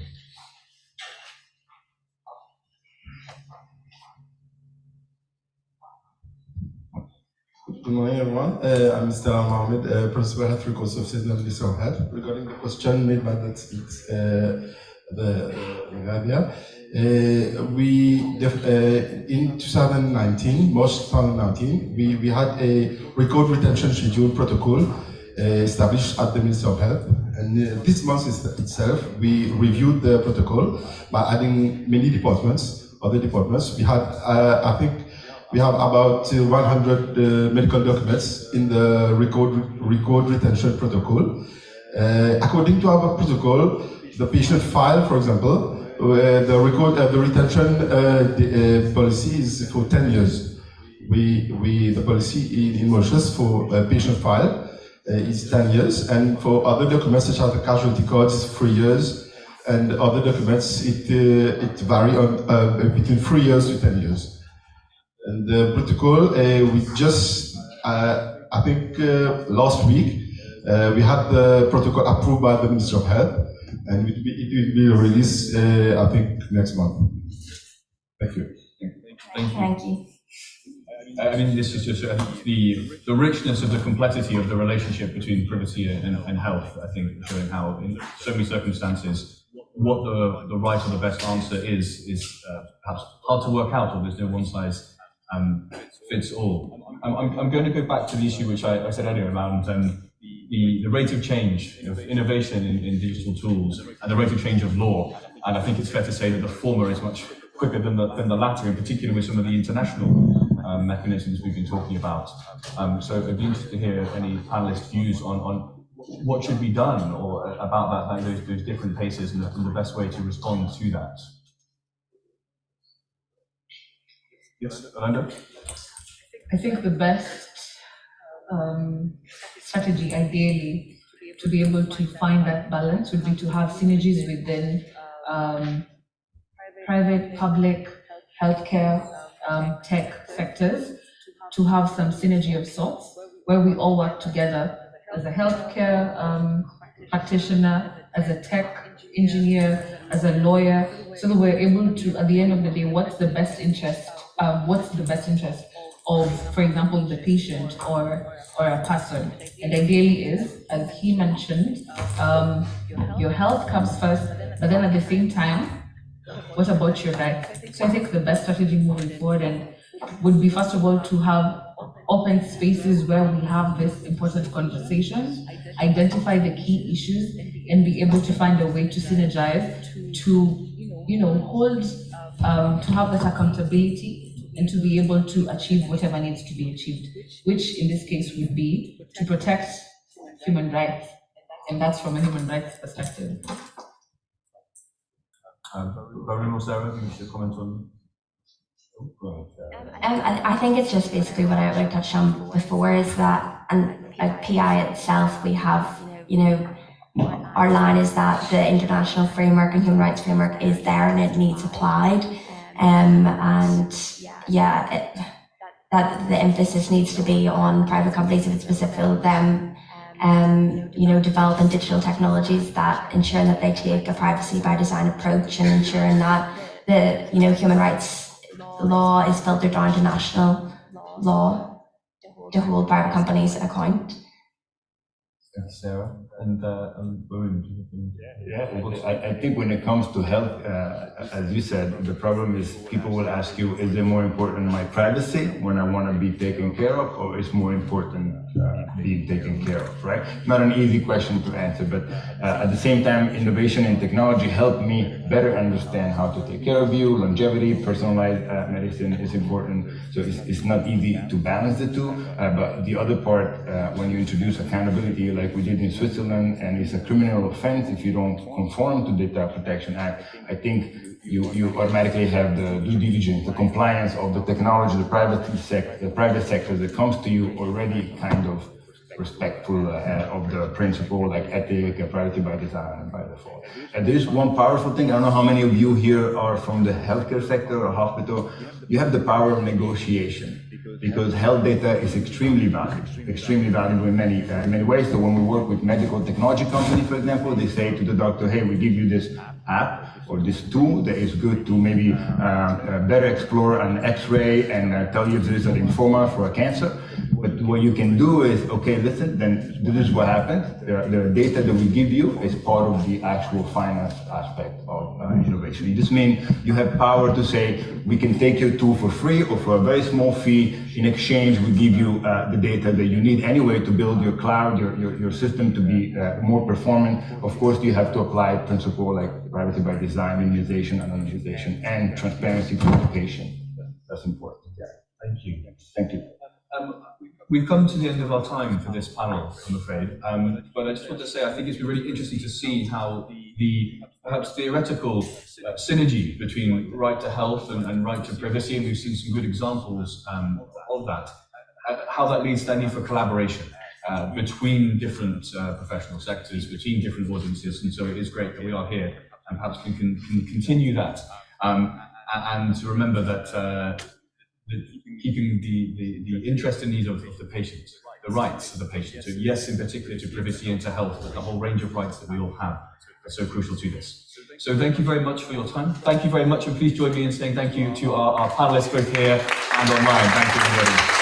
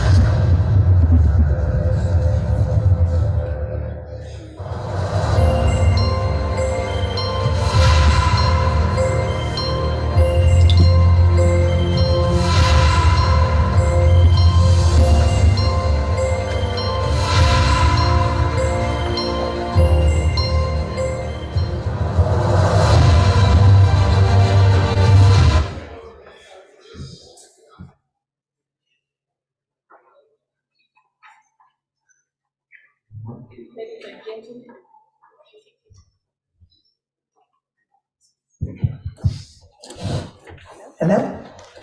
Ladies and gentlemen, next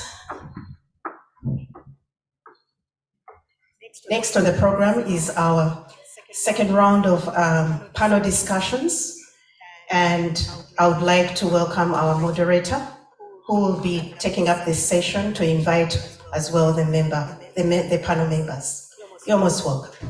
Ladies and gentlemen, esteemed attendees, we're delighted to introduce the luminary presence of Dr. Ilia Siatitsa, a distinguished figure in the realm of privacy advocacy and law. As the program director of the Senior Legal Officer at Privacy International, her expertise shines as bright as the African sun. Dr. Siatitsa will grace us with her remarkable acumen as the moderator of the thought-provoking panel, Tackling Hype in EdTech. How do we ensure limited funding goes to effective intervention? Her insights promise to guide us towards a future where every educational investment yields meaningful impact. Ladies and gentlemen, welcome Dr. Ilia Siatitsa.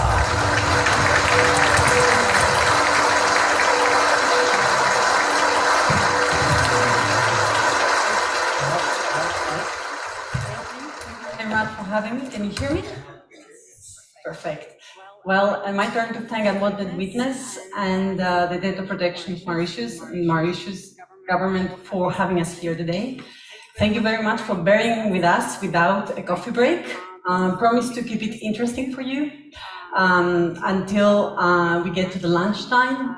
So the next panel in discussion is spot on in the general theme of the Symposium, which is digital transformation, and we're moving to educational technologies that have the power to educate children, to bring education to much more larger parts of the population, and to bring everyone together. Yet, as they are spreading, we've seen them actually being introduced without proper impact assessment, without data protection, without having a human rights approach followed. And this is what we are here to discuss today, together with our distinguished panelists, which I will introduce. We have 2 in person and 2 online. First of all, Izzy, Senior Program Officer from Paradigm Initiative.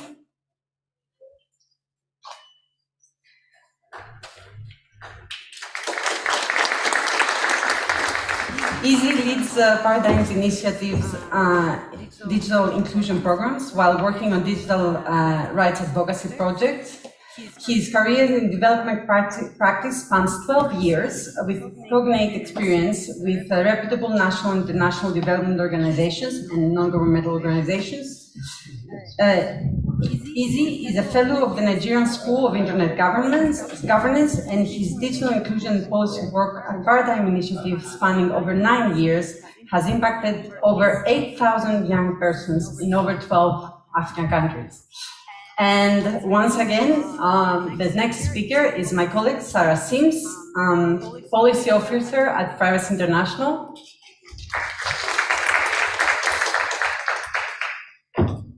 Sarah holds a BA in Politics and LLM Business and Human Rights. She has experience working across a wide range of human rights issues, including reparation for victims of conflict in Northern Ireland, as well as investigatory experience in policing oversight.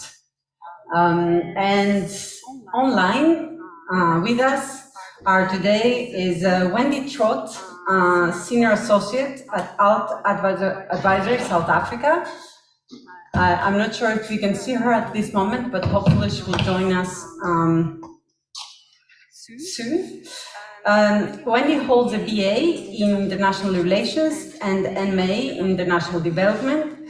She worked at the Economic Research with Abdul Latif Jamil Poverty Action Lab, and she also worked with the Omidyar Network and subsequently with Illuminate. A philanthropic organization that supports innovative initiatives to improve government accountability and civic empowerment across Nigeria, Kenya, and South Africa in areas such as independent media and digital rights. And last but not least, it's Lucrezia Bitete, She works through the German Agency for International Cooperation, GIZ, with the Digital for Development Hub. She's a senior expert there, and it's an initiative by the European Commission and member states to drive inclusive digital transformation across Africa, where she's part of political discussions around data protection and has organized several events on this topic. Lucrezia has been active in the education sector in Africa for the past 20 years and in edtech sector in the past 10 years. She has worked on software development in companies like Laboramus in Uganda, and then moved to founding Refactory Coding Academy in Kampala. We are looking forward to hearing from all of them today, and with that I will join the panelists. Wendy, I've already, yeah, she will be next. Perfect, thank you very much. Then maybe, Wendy, it is all right with you since we have you. Shall we hear from you first? Yes, sure. Can I just test that you can hear me correctly? Can hear you very well. Thank you so much. Thank you for having me, Dr. Ilya, and the hosts for having me here today. This is a really important conversation to be having, and I'm delighted to be a part of it. I'll start as instructed with just a brief overview about myself and the work that I and my organization are doing relative to this discussion on EdTech. So yes, I'm a senior associate with an organization called ULT Advisory, which is a human rights advisory organization. And what that means is that we provide support to a range of other actors who are working in the public interest to provide them advice and technical support with a particular focus on the intersection of technology and human rights. That's where we really specialize. And last year, we wrote a research report with Privacy International that provided an overview of the rights concerns and risks related to the expansion of EdTech, particularly those relating to privacy and data protection, some of the risks of the regulation and transparency of education technologies, and then the potential consequences for the rights to education and access to information. It also provided kind of an overview of how these things fit within the international law framework as it applies to EdTech. And then the objective was to provide some recommendations for proposed safeguards that can better protect rights and enable transparency and accountability as these technologies continue to develop and be used more widely. We have also worked on a few publicly accessible tools and research that I think is relevant to this discussion. So I just want to provide a very brief overview of those for you today. The first is an online portal called Data Protection Africa that maps the state of data protection legislation in all 55 African states as recognized by the AU. And it provides an overview of the key provisions in each country's data protection law. We also have a bunch of what I think are pretty cool data visualizations that compare the laws and that help to pull out trends and analysis, which unfortunately have not been published because they're sitting on my to-do list, but they will be imminently. So please keep an eye out on the site for those. And then the second project that I wanted to flag was a research project called Alt AI, which has three components. The first is a mapping of the state of regulation of AI across Africa. And that found, for example, that Mauritius is actually the only country in the continent that has legislation that deals explicitly with AI. But this is only in a very narrow sense. It applies only to the financial services sector and only to very kind of particular parts of the financial services sector. The second and third parts of our research on that are a resource on AI impact assessments for those who are looking to use those, and a case study on the regulation of automated decision-making in South Africa. And what this research has really highlighted for the purposes of this discussion is that because of this quite severe lack of dedicated legislation relating to artificial intelligence in Africa, data protection laws have become, for the most part, the default form of governance until something better comes along, and hopefully it will soon. And generally, data protection laws are quite poorly equipped to deal with the risks of AI. So as EdTech continues and expands its use of AI and various forms of automated decision making, which I think is a spectrum, I think this is something that we should be very cognizant of as well. So there's various other kind of insights that I'd like to pull out about the state of data protection legislation in South Africa for the purposes of this conversation, but I will leave it at that for now, and we can hopefully come back to that in the questions. Thank you.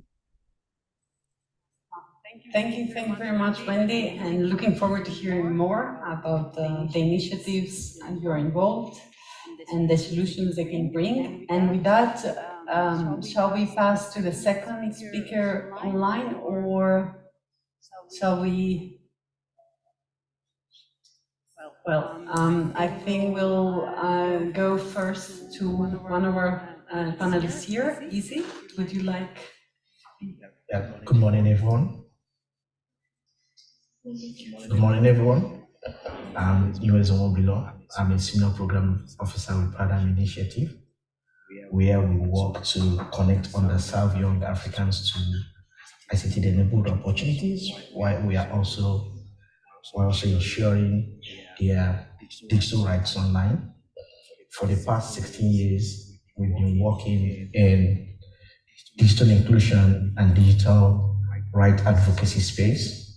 And the work we do over these years has been focused on connecting young people, especially young people from underserved communities, to ICT-enabled opportunities.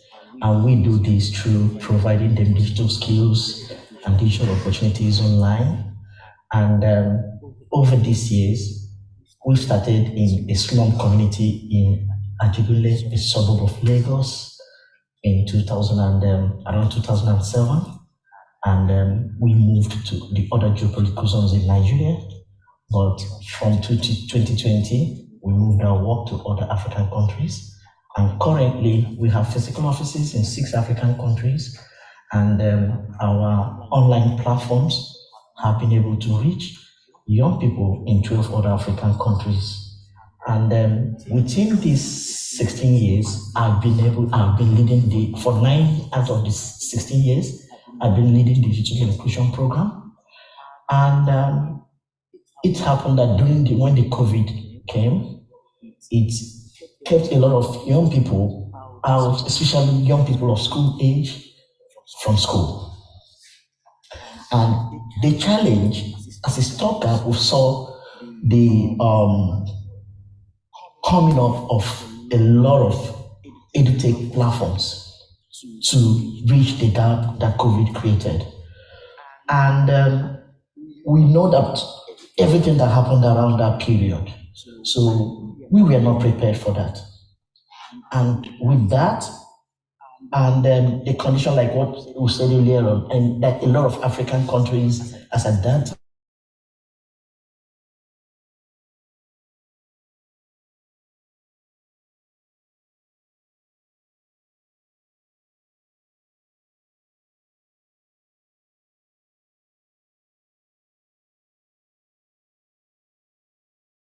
because like I said earlier on, our work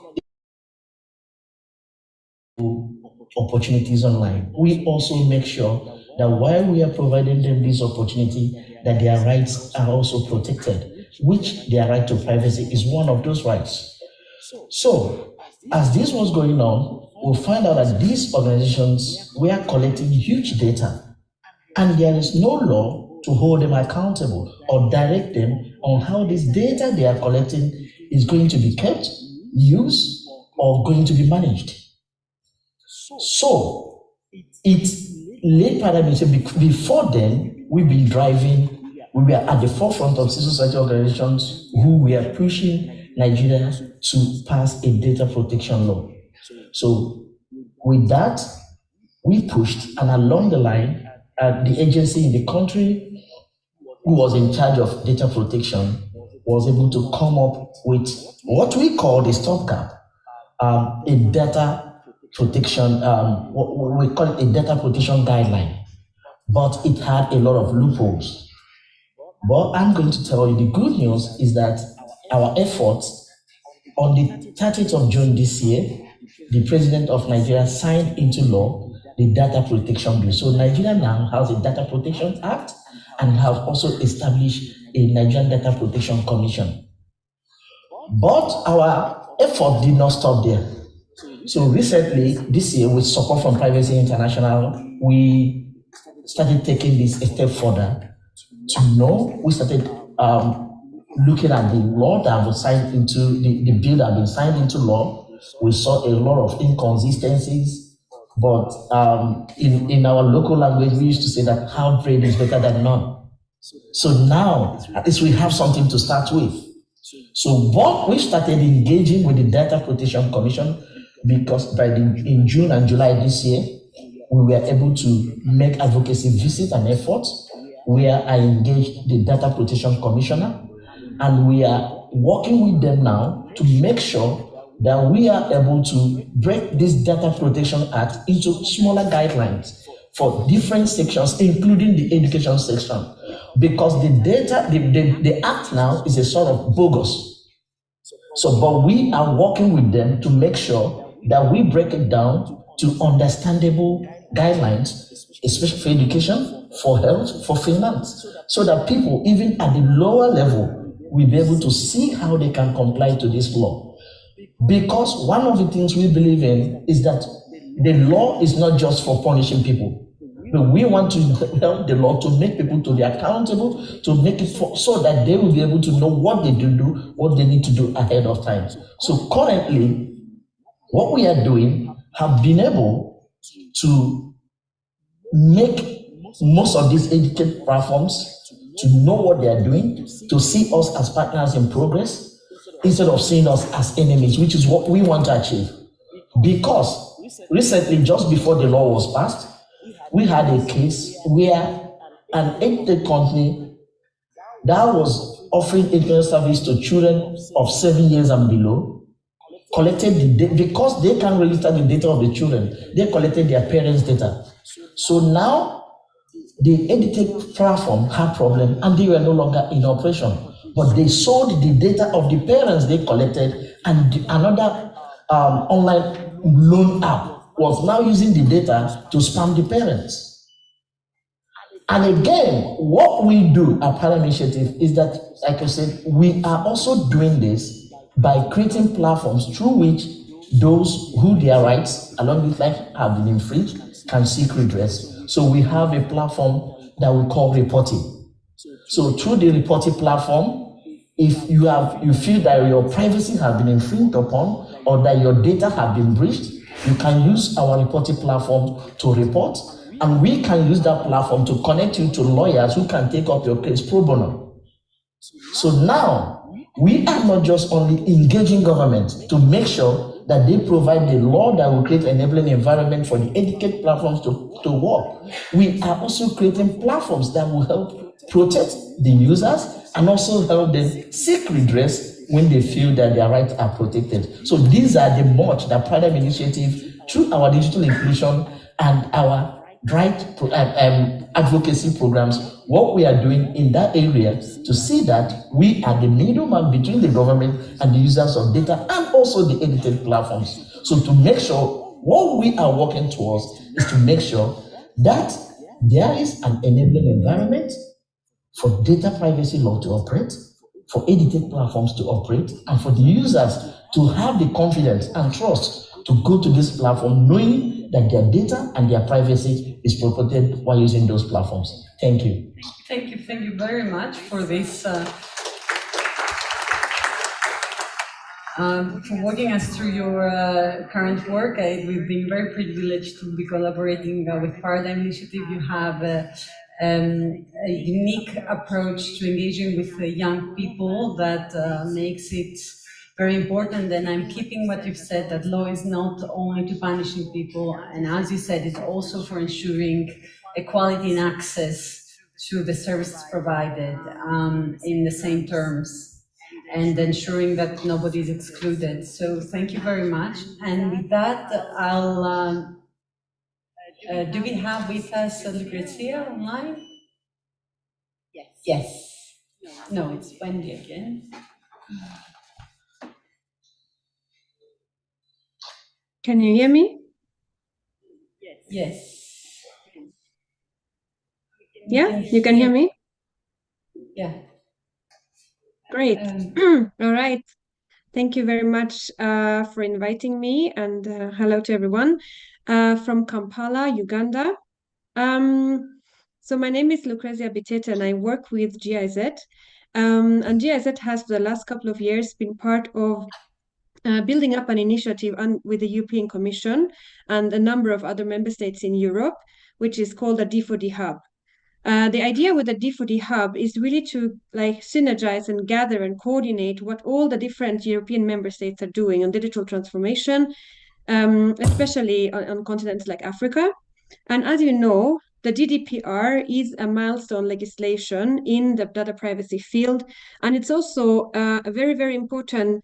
It includes very important principles that the European Union is very eager to share and promote across the globe, because the European Union believes that, of course, it upholds this, or to a certain extent, the human centricity of and human rights approach to data privacy. Under the D4D Hub, we have a lot of different activities, and one of them is under the EU D4D Hub project, which is a project that is supporting African governments in their digital transformation journeys. And under this project, we have done quite a number of activities on data protection over the years. For example, we were also, as my colleague just mentioned, supporting the Nigerian process. Very happy that they now have their bureau. Right now, actually, this week and next week, we are supporting some trainings of DPOs and data processors and controllers in Lagos and Abuja. We were also part of the Privacy Symposium last year, where we presented some work with SMEs and a podcast, very nice podcast for SMEs and CSOs that we developed in Kenya, so which I encourage everyone to have a look at. And but what I wanted to highlight today was the process that we are working on at the moment in the East African community with the data protection authorities. I know there might be some people from the data protection authorities here in the room, and it's also really, really important that we work together with the regulators, especially in a sector like education. So what are some of the things that we have learned during this process of working with the DPAs in East Africa that are relevant to the education sector? So first of all, our activity brought together the data protection authorities from different East African community countries. What is interesting there, of course, is that the East African community is a REC, a regional economic community. At the same time, the countries are at completely different levels of development, especially also in their data protection regimes. In fact, there are 3 countries that don't have any data protection authority at all. And in the countries that we had, for example, there are some that just started out, like Tanzania. So it's very important for the data protection authorities to learn from each other, because others have already gone through the same steps, they've gone through the same experiences, and there's really a huge potential for sharing experiences, and then for the ones who are coming behind to leapfrog. And I believe this is also one of the reasons why we are having this symposium, and I really hope that this experience sharing can be, taking place over the course of these days as well, which I'm of course extremely sad to miss in person. What I would like to point us to is, for example, the ODPC in Kenya that has started a development of a guidance note for the education sector. Here, it actually used a participatory process. So it tried to involve the key stakeholders in the development of this guidance note. And it's also very interesting because in the guidance note itself, it uses very practical examples so that it's understandable for schools and entities that are not so familiar with data protection legislation, but they can, through this example, actually understand how this can apply to them. The guidance note also looks at different aspects of education, everything from, like, which has already been mentioned, data security, edtech platforms, but also student management systems, learning management systems, the data that is collected there, the aspect that of sensitive data that sometimes need to be collected, like health data, religious data, and so on and so forth. So this is something very interesting that other data protection authorities can pick up and even, look towards as a best practice of how to work with the education sector. What is also very interesting to note is that Kenya handed out some big penalties actually very recently in the education sector to schools who are posting pictures online without lawful consent. This is also very interesting to see because it also sets a very important precedent. And but what I would like to note is that the Kenyan ODPC has a very interesting approach in the sense that they say in their own words, we try to first build social capital before we go in with the stick. And this is very interesting, also what you mentioned right before. So try to first become, have an open door policy, talk to the stakeholders, involve them in the process, and make sure that you have this good feedback loop between the private sector and the authority before you then go in and start handing out these penalty notices, because otherwise you can then risk a very sort of adversary relationship. And this is also something that was mentioned during our session. A last thing that I would like to mention of interest, that could be of interest, is that through our activity, we are currently conducting a resource mapping exercise that Strathmore University is doing for us. This is a mapping exercise that will be publicly available, which collects resources in the East African, or relevant to the data protection authorities in the East African community. So because we realize that in some countries, they are doing, for example, sector-specific studies on fintech or edtech or something like that, which can be extremely useful to the other authorities, because the societies are quite similar and there are quite similar issues in East Africa.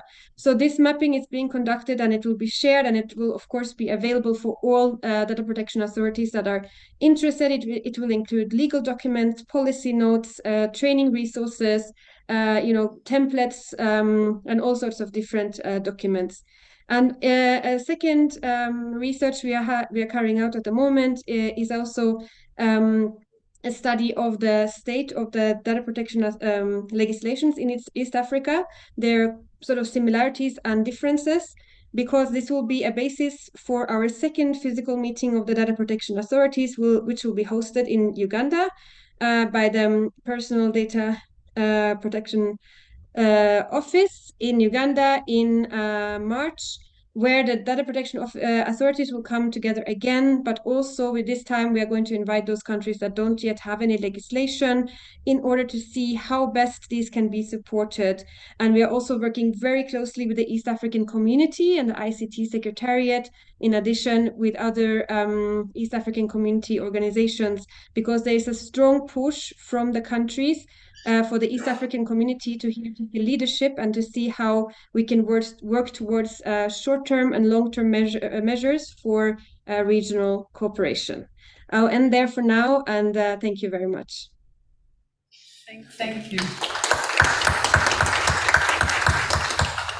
Thank you very much, and it's great to hear across how the recognition that education technologies require guidance to ensure that they are implemented, having in mind the best interests of the child in mind, and ensuring the protection of young students and their parents and teachers. And it's great also to hear about different initiatives that are ongoing at the moment and how important it is to learn from each other. And with that, I will pass to our last speaker to bring another dimension to the discussion, because we've been discussing how education technologies can enable us. But then there are certain initiatives as well in the administration of schools and the organization of day-to-day life that actually may be also proven problematic. With that, I'll pass it to Sarah. Thank you, Julia. And hello again from me. Yeah, so at Privacy International, this is another area that we work on. We have an EdTech project, and this is because we have seen, again, the rapid rise of use of technologies in the education sector, which of course has been to enhance children's access to education. However, this is sometimes without the appropriate safeguards or respect for human rights. And since then, we have seen the further expansion of EdTech throughout educational settings, but actually beyond learning purposes, guided by corporate interests and securitization narratives. And we've seen the erosion of children's privacy at the helm. And a particular trend within EdTech has been actually the implementation of facial recognition technology in schools, and we've been exploring that at PI. Facial recognition technology is a technology to do with cameras. It captures and processes facial images, so it makes a face print of individuals' biometric data. This can be used as a way to identify a match, and that would be against an image, facial images held in a database, identify a match, and this in educational settings is used for registration, exam proctoring or campus security. But also facial recognition has also been used in educational settings involving emotion recognition, and this involves actually recognizing the, processing children's biometric facial data to understand their emotions, to assess, for example, if they're bored or whether they're concentrated in the classroom. And FRT generally raises many issues, including accuracy, misidentification, particularly with ethnic minorities and women, and this can lead to discrimination depending on the purposes and use of the tech. And generally using tech in educational settings raises even more ethical issues about the processing of children's biometric data at all, and it requires, because it is children, they require additional protections. And used in this situation for administrative purposes, it raises questions whether this is actually proportionate at all. And a particular country that we've seen this happening, that PI has been working on, is the rapid expansion of FRT in Brazil. And as I said before, that PI works with a global network of partners, and within our EdTech project, we work with two brilliant organizations, Internet Lab and Data Privacy Brazil, which are of course based in Brazil, and they have been mapping the rapid expansion of EdTech in Brazil. And Internet Lab in particular has been researching into the widespread of facial recognition technologies throughout Brazilian schools, and this has been led by local authorities who've been claiming that the purpose is for optimizing school management, including addressing school evasion and for security purposes. But it also raises questions about, well, what are these schools and the local authorities actually doing with this information? And raises questions about, how is it being held, or who's it being shared with? It's been shared with other local government departments, law enforcement. So that's been a particular issue in Brazil, as well as those issues around misidentification and discrimination as well in Brazilian communities. And as a result of this joint effort between Internet Lab, Data Privacy Brazil and PI, we actually brought this issue to the UN Human Rights Committee to call on Brazil to actually take action about their use of EdTech, and in particular the rapid expansion of FRT. And this was actually put in the concluding recommendations by the committee on Brazil to take action. However, we also have seen the rollout of FRT in other jurisdictions. We've seen it actually happen even in Europe. So we've seen it in the UK, France and Sweden have also at times implemented FRT technologies in schools, again for administrative purposes. We've seen it, it was even tried to be implemented in Scotland for to access the canteen for school lunches. However, because there is strong general data protection law within these countries, we actually have seen some pushback by data protection authorities. So in particular in Sweden, the Data Protection Authority actually fined a municipality in Sweden for implementing this technology, and they were fined €20,000. And this is because they introduced the technology to monitor school attendance. And the school had based this decision on the processing of basically that the schools had relied on consent for the processing of this data, but the Swedish DPA stepped in to say that consent was not a valid legal basis, given the clear imbalance of power between the data subject and the controller, so the schools and the parents, and the power imbalance at play here, because is it appropriate to have a school implement this, and can a child give informed consent whenever does it limit their access to education? But this was also similarly echoed by the France DPA. And just to conclude on that is that basically, yeah, that this is a real emerging issue that we're monitoring, and we believe that students shouldn't have to trade their privacy in order to access their right to education. Thank you very much.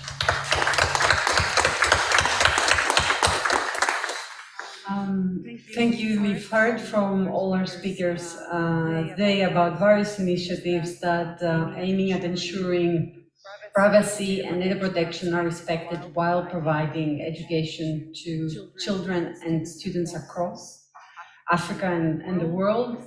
And with that, it's an opportunity to open it to the audience. If you have specific questions for our panelists. We have one.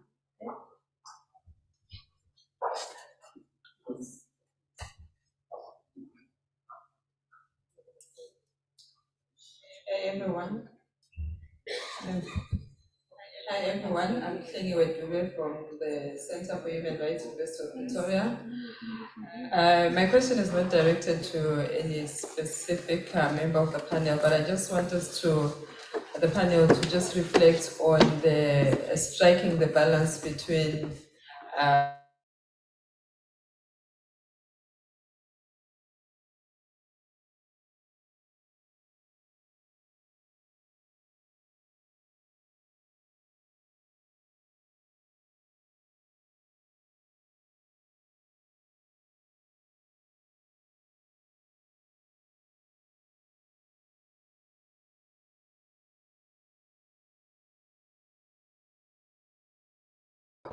Thank you so much, Dube.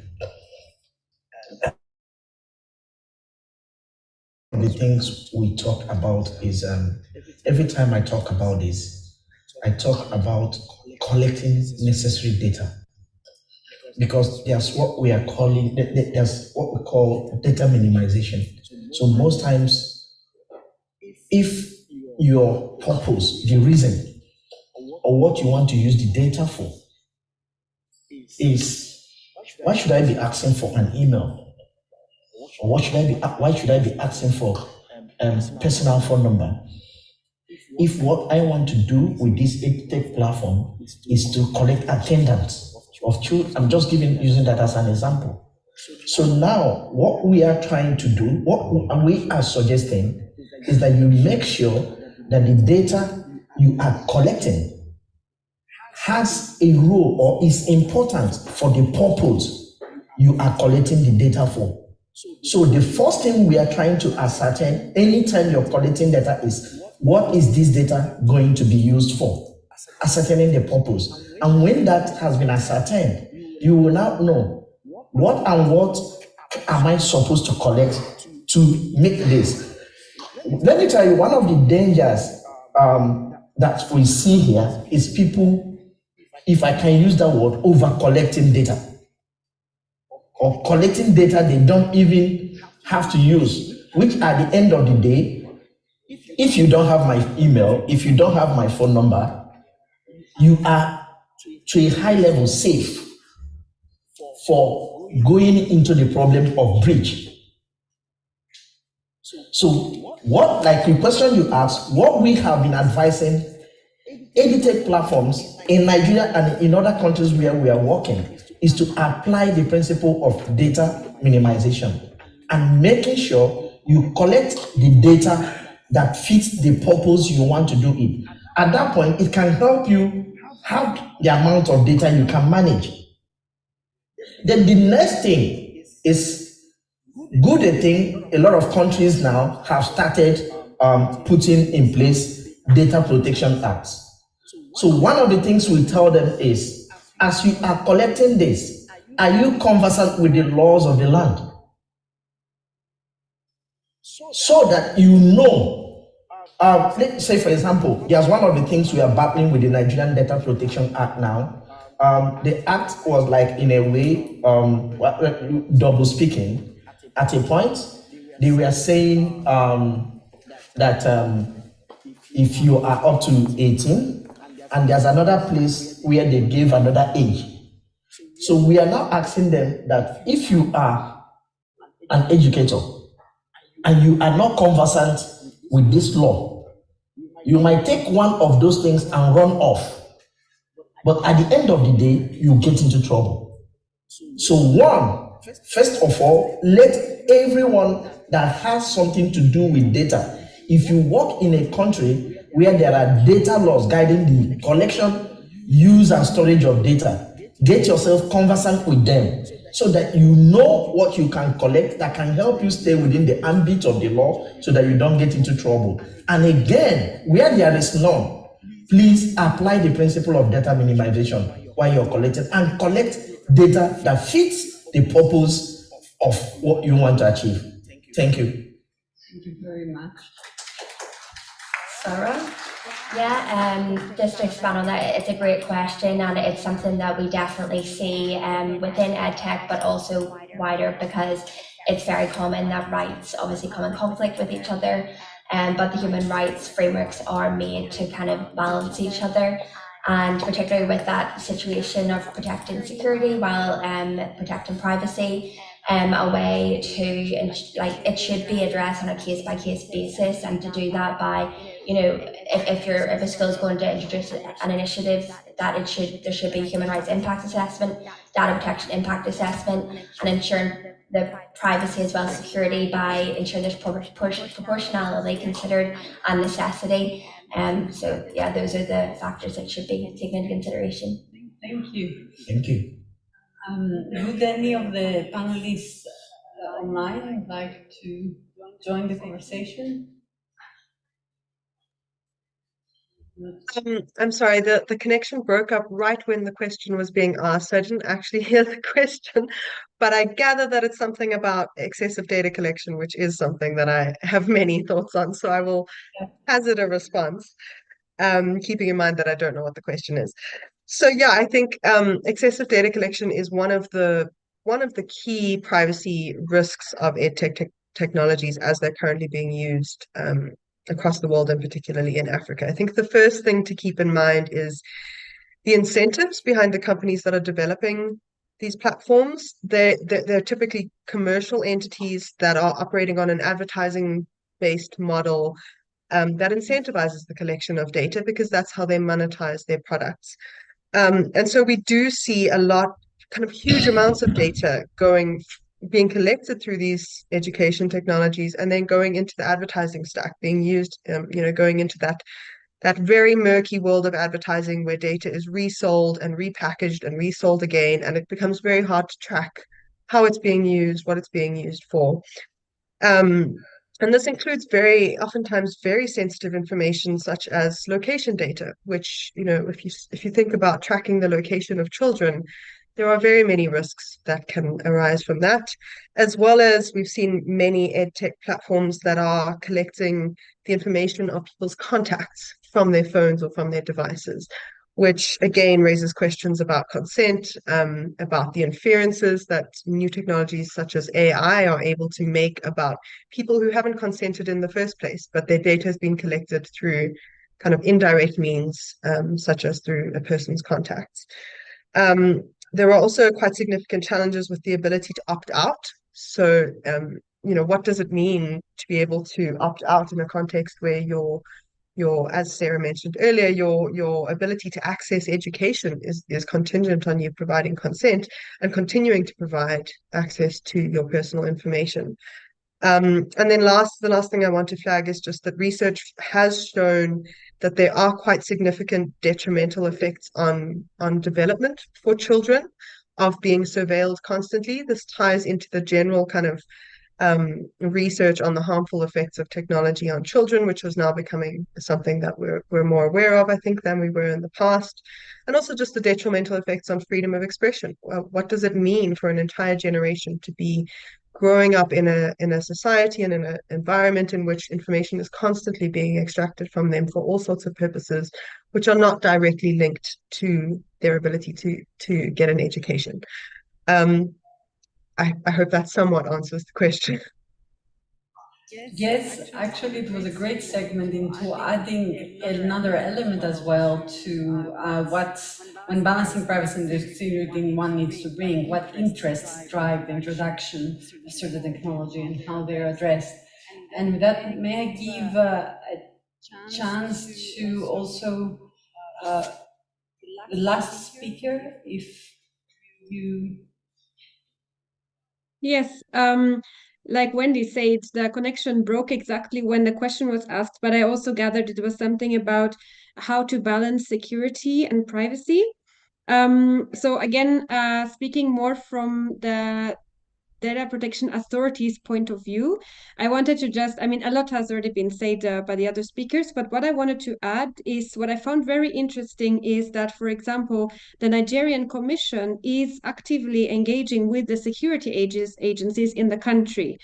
And I found that very interesting because there's often a tension between the security agencies in the country and other authorities, and especially new ones that are still a bit emerging and not maybe so established yet, like the data protection authorities. And I think I would like to encourage other data protection authorities to also actively seek dialogue with the security agencies so that there is a constant learning happening. And they even told me that sometimes the security agencies come to them and ask for advice, and I found that really great. And the same should be happening, of course, with the Ministry of Education. So the data protection authorities should really take this mandate of advising other government ministries and agencies very seriously and hold engagements with the Ministry of Education that is also, of course, sitting on and managing a lot of education data in the country. Thank you very much. I think each speaker added a different element on the puzzle of how to solve that question. And with that, I had promised you to bring you to coffee and lunch as fast as I can. If the distinguished panelists will allow me, we'll close it here, but we would be happy to continue the conversation over coffee, lunch later on, but also if you're interested, we're having a masterclass on education technologies tomorrow morning. Please join us. And with that, I would like to thank our panelists for being with us today and for the insights.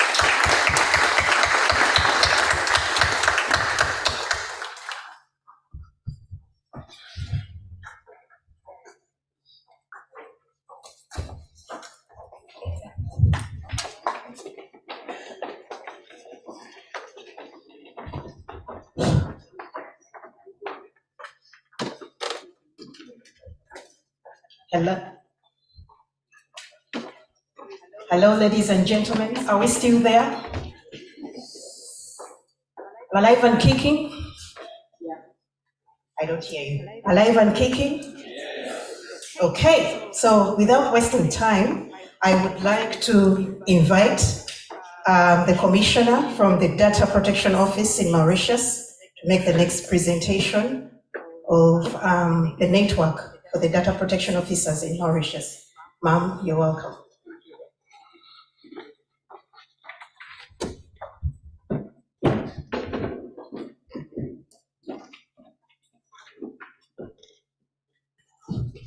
Hello again. I won't be taking too much of your time this time because I know we're all rushing for the break, but it's a very important initiative that I would like to speak on behalf of the Data Protection Office, and expecting some slides to be on. Anyway, let me just do it because we don't want to lose time.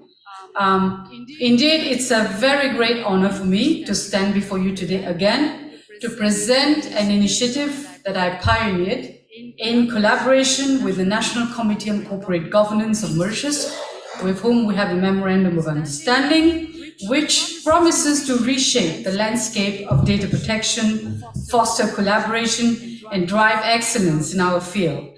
I'm here to present the Networking Forum for Data Protection Officers, an innovative forum dedicated to supporting and connecting with data protection officers locally, and why not regionally, who are the guardians of privacy, as you know, in our data-driven world. Let's start with a thought experiment. Imagine, as a data protection officer, you are the captain of a ship navigating treacherous waters, and your responsibility is to ensure the safety and security of everyone on board. This is precisely the role of data protection officers in our digital age. In a rapidly evolving regulatory landscape, we are tasked with safeguarding personal data and ensuring the privacy rights of individuals. However, no captain sails alone. We need a fleet to chart these uncharted waters together. So what has the Data Protection Office of Mauritius done to assist data protection officers in this endeavor? We have developed a self-learning toolkit that we produced, and it's available on our website for free. This toolkit is actually more than 3 hours training on Data Protection Act and laws, which explains the basics of our data protection laws in Mauritius. And we have trained around 250 data protection officers already through our in-house training batches. And we have published 19 guides on data protection, which are also available on our website.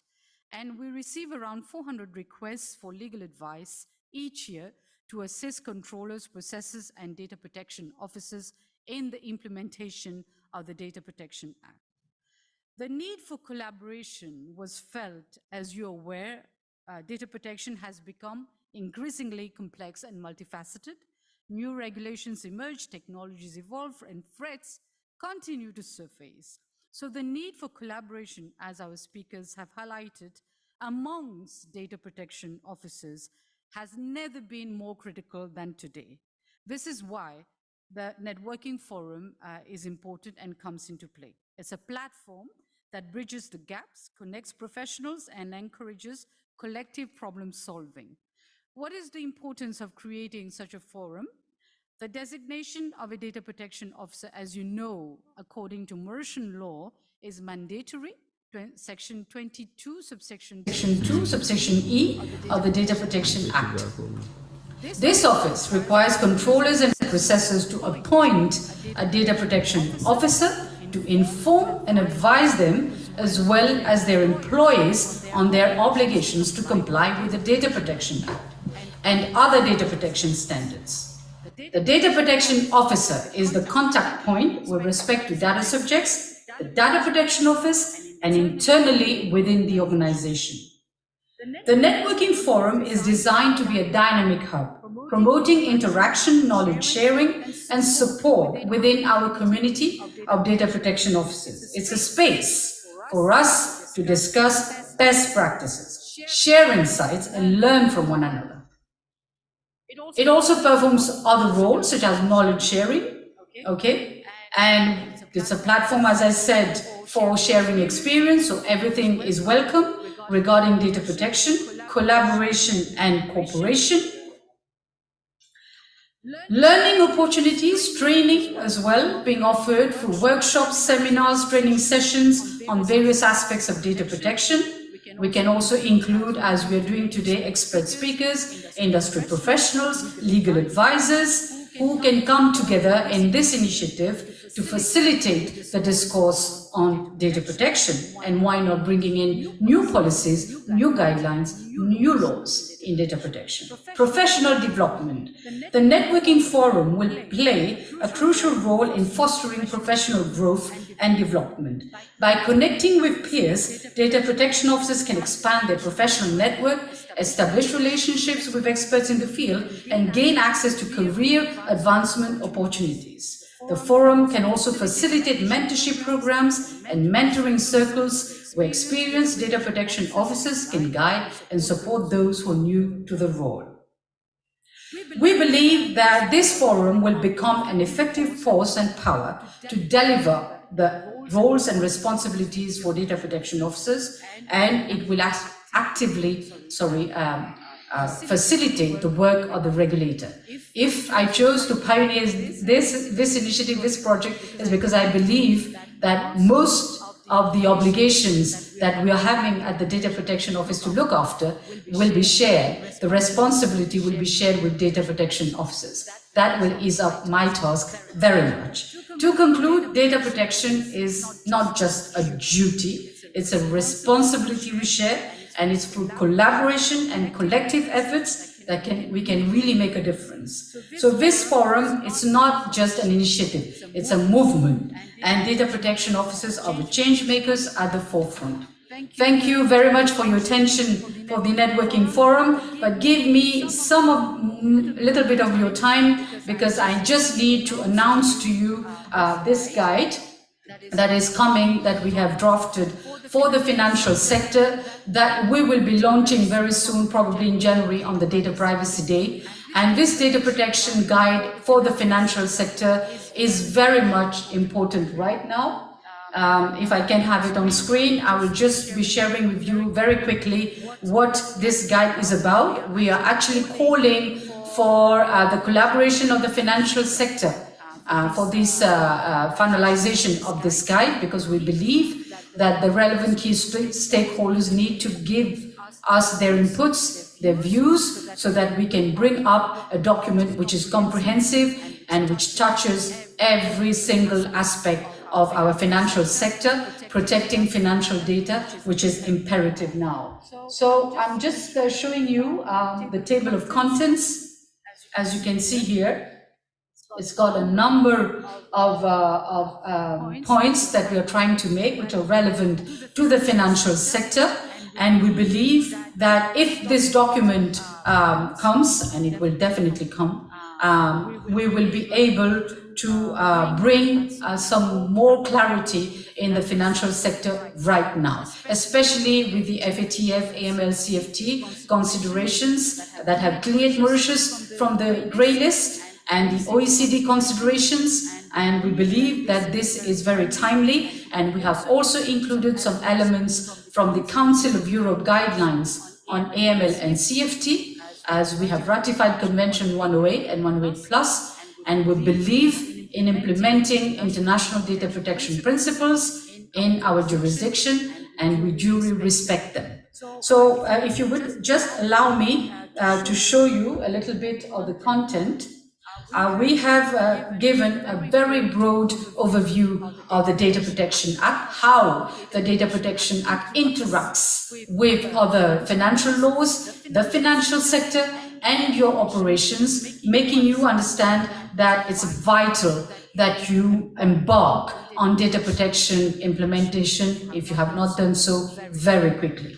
Otherwise, it will be too late. And I will just be starting with saying that those who are not registered with the Data Protection Office, please make it a point that you do it, because that's where you start compliance.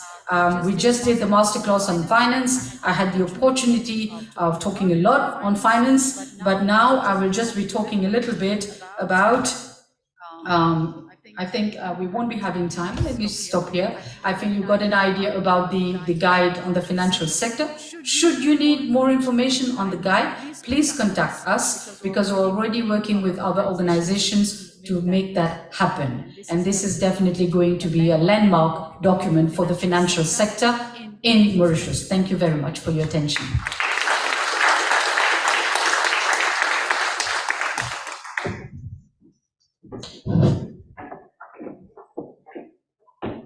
Thank you very much, ma'am. Can we give her another round of applause, please?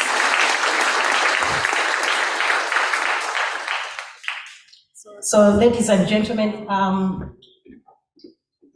taking from that presentation, I think it's a best practice, something to think about, something to be initiated by our data protection officers in the respective countries, and especially bringing the appointed data protection officers who should be engaging directly with the overall national data protection office in a country.